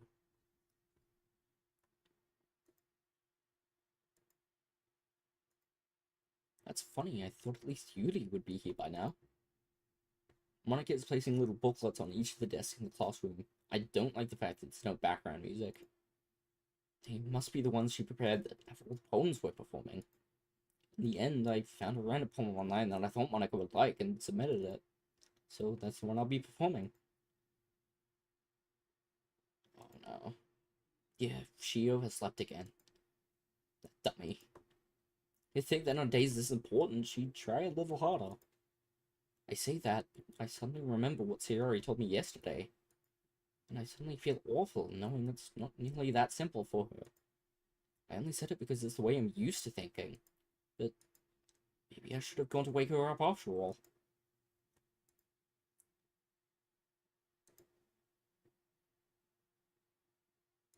She saw that? Exchange. Monica, you know about that? But I stammer, embarrassed. Did Sayori really tell her about it that quickly? About how I basically turned down her confession? That makes me really seem like the bad guy here. I'm the one who knows what's best for her, right? Jeez. Don't know the full story at all, so... Oh no. Yeah? Monica's being as friendly as usual, but for some reason I felt a chill down my spine after hearing that. Here we go. This is where things, turn. Yeah, sure. I grabbed one of the pamphlets laid out on the desks. Oh yeah, they really did. Something like this will definitely help people take the club more seriously. I flipped through the pages. Each member's poem is neatly printed on its own page, giving it an almost professional feel. I recognized Natsuki's and Yuri's poems from the ones I performed during our practice. What's this? I flipped to Sayori's poem. Oh no. It's different from the one she practiced. It's one that I haven't read before. Yeah. Get out of my head, get out of my head, get out of my head, get out of my head, get out of my head. Get out of my head before I do what I know is best for you. Get out of my head before I listen to everything she said to me. Get out of my head before I show you how much I love you. Get out of my head before I finish writing this poem. But a poem is never actually finished. It just stops moving. Oh no. Ah, what is this? Reading the poem, I get a pit in my stomach. Ah, nothing. This poem feels completely different from everything else Sayori has written. More than that, I changed my mind. I'm going to get Sayori, so... Oh no. I quickly leave the classroom. Monocle calls that out after me. I quicken my pace. What was I thinking? I should have tried a little bit harder for Sayori. It's not a big deal to at least wait for her or help her wake up. Even the simple gesture of walking her to school makes her really happy. Besides, I told her yesterday that things will be the same as they always have been. That's all she needs and what I want to give her. I reach Shiori's house and knock on the door. I don't expect an answer, since she's not picking up her phone either. Like yesterday, I opened the door and let myself in. Oh no. Sayori? She really is a heavy sleeper. I swallow. I can't believe I ended up doing this after all. Waking her up in her own house. Isn't it more like something a boyfriend would do? In any case, it feels just right. Outside Sayori's room, I knock on the door. Sayori? Wake up, dummy! There's no response. Oh no. Really didn't want to have to enter a room like this. Isn't it kind of a breach of privacy? But she really leaves me no choice. I gently open the door. Oh no. Oh.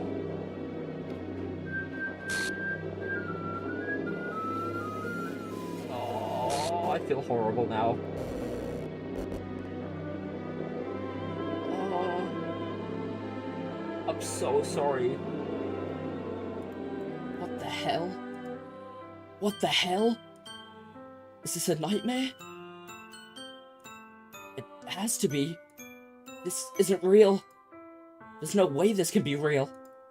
Sayori wouldn't do this. Everything was normal up until a few days ago. That's why I can't believe what my eyes are showing me. I suppress the urge to vomit. Just yesterday, I told Sayori I would be there for her. I told her I know what's best and that everything will be okay. Then why? Why would she do this? How could I be so helpless? What did I do wrong? Turning down her confession. This has to be of what pushed her over the edge. Her agonized scream still echoes in my ears. Why did I do that to her when she needed me the most? Why was I so selfish? This is my fault. My swarming thoughts kept telling me everything I could have done to prevent this. If I just spent more time with her, walked her to school, and gave her what I know she wanted out of our relationship, then I could have prevented this. I know I could have prevented this. Screw the literature club. Screw the festival. I just lost my best friend. Someone I grew up with. She's gone forever now. Nothing I can do to bring her back. This isn't some game where I can reset and try something different. Fourth wall break. I had only one chance, and I wasn't careful enough. And now I'll carry this guilt with me until I die. Nothing in my life is worth more than hers. But I still couldn't do what she needed from me. And now, I can never take it back. Never. Never. Never. Never. Never. End. Oh, wow.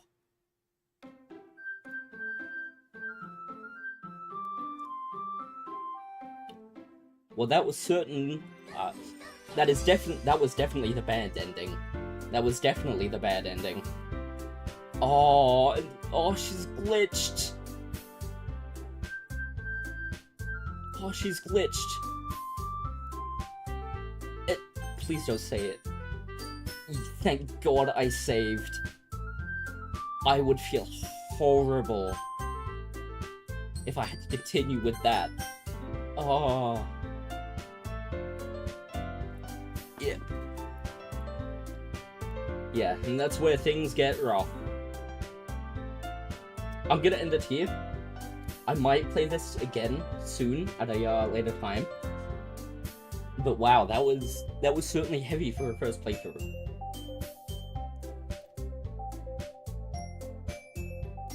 Man, I have no words.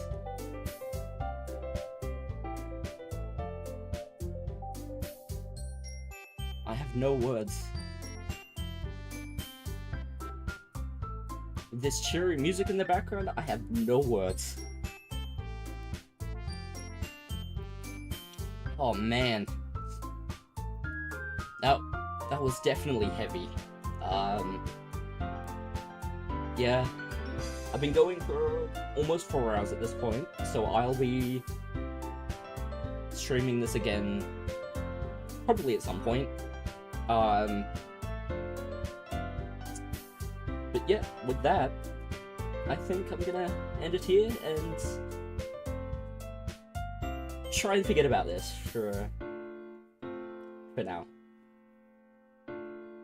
Even though I don't think I will. This game is certainly good. I really like this game. But I knew it would turn, but I didn't think it would turn quite like that. Right, well, I'll be seeing you all tomorrow. Probably playing Power World again.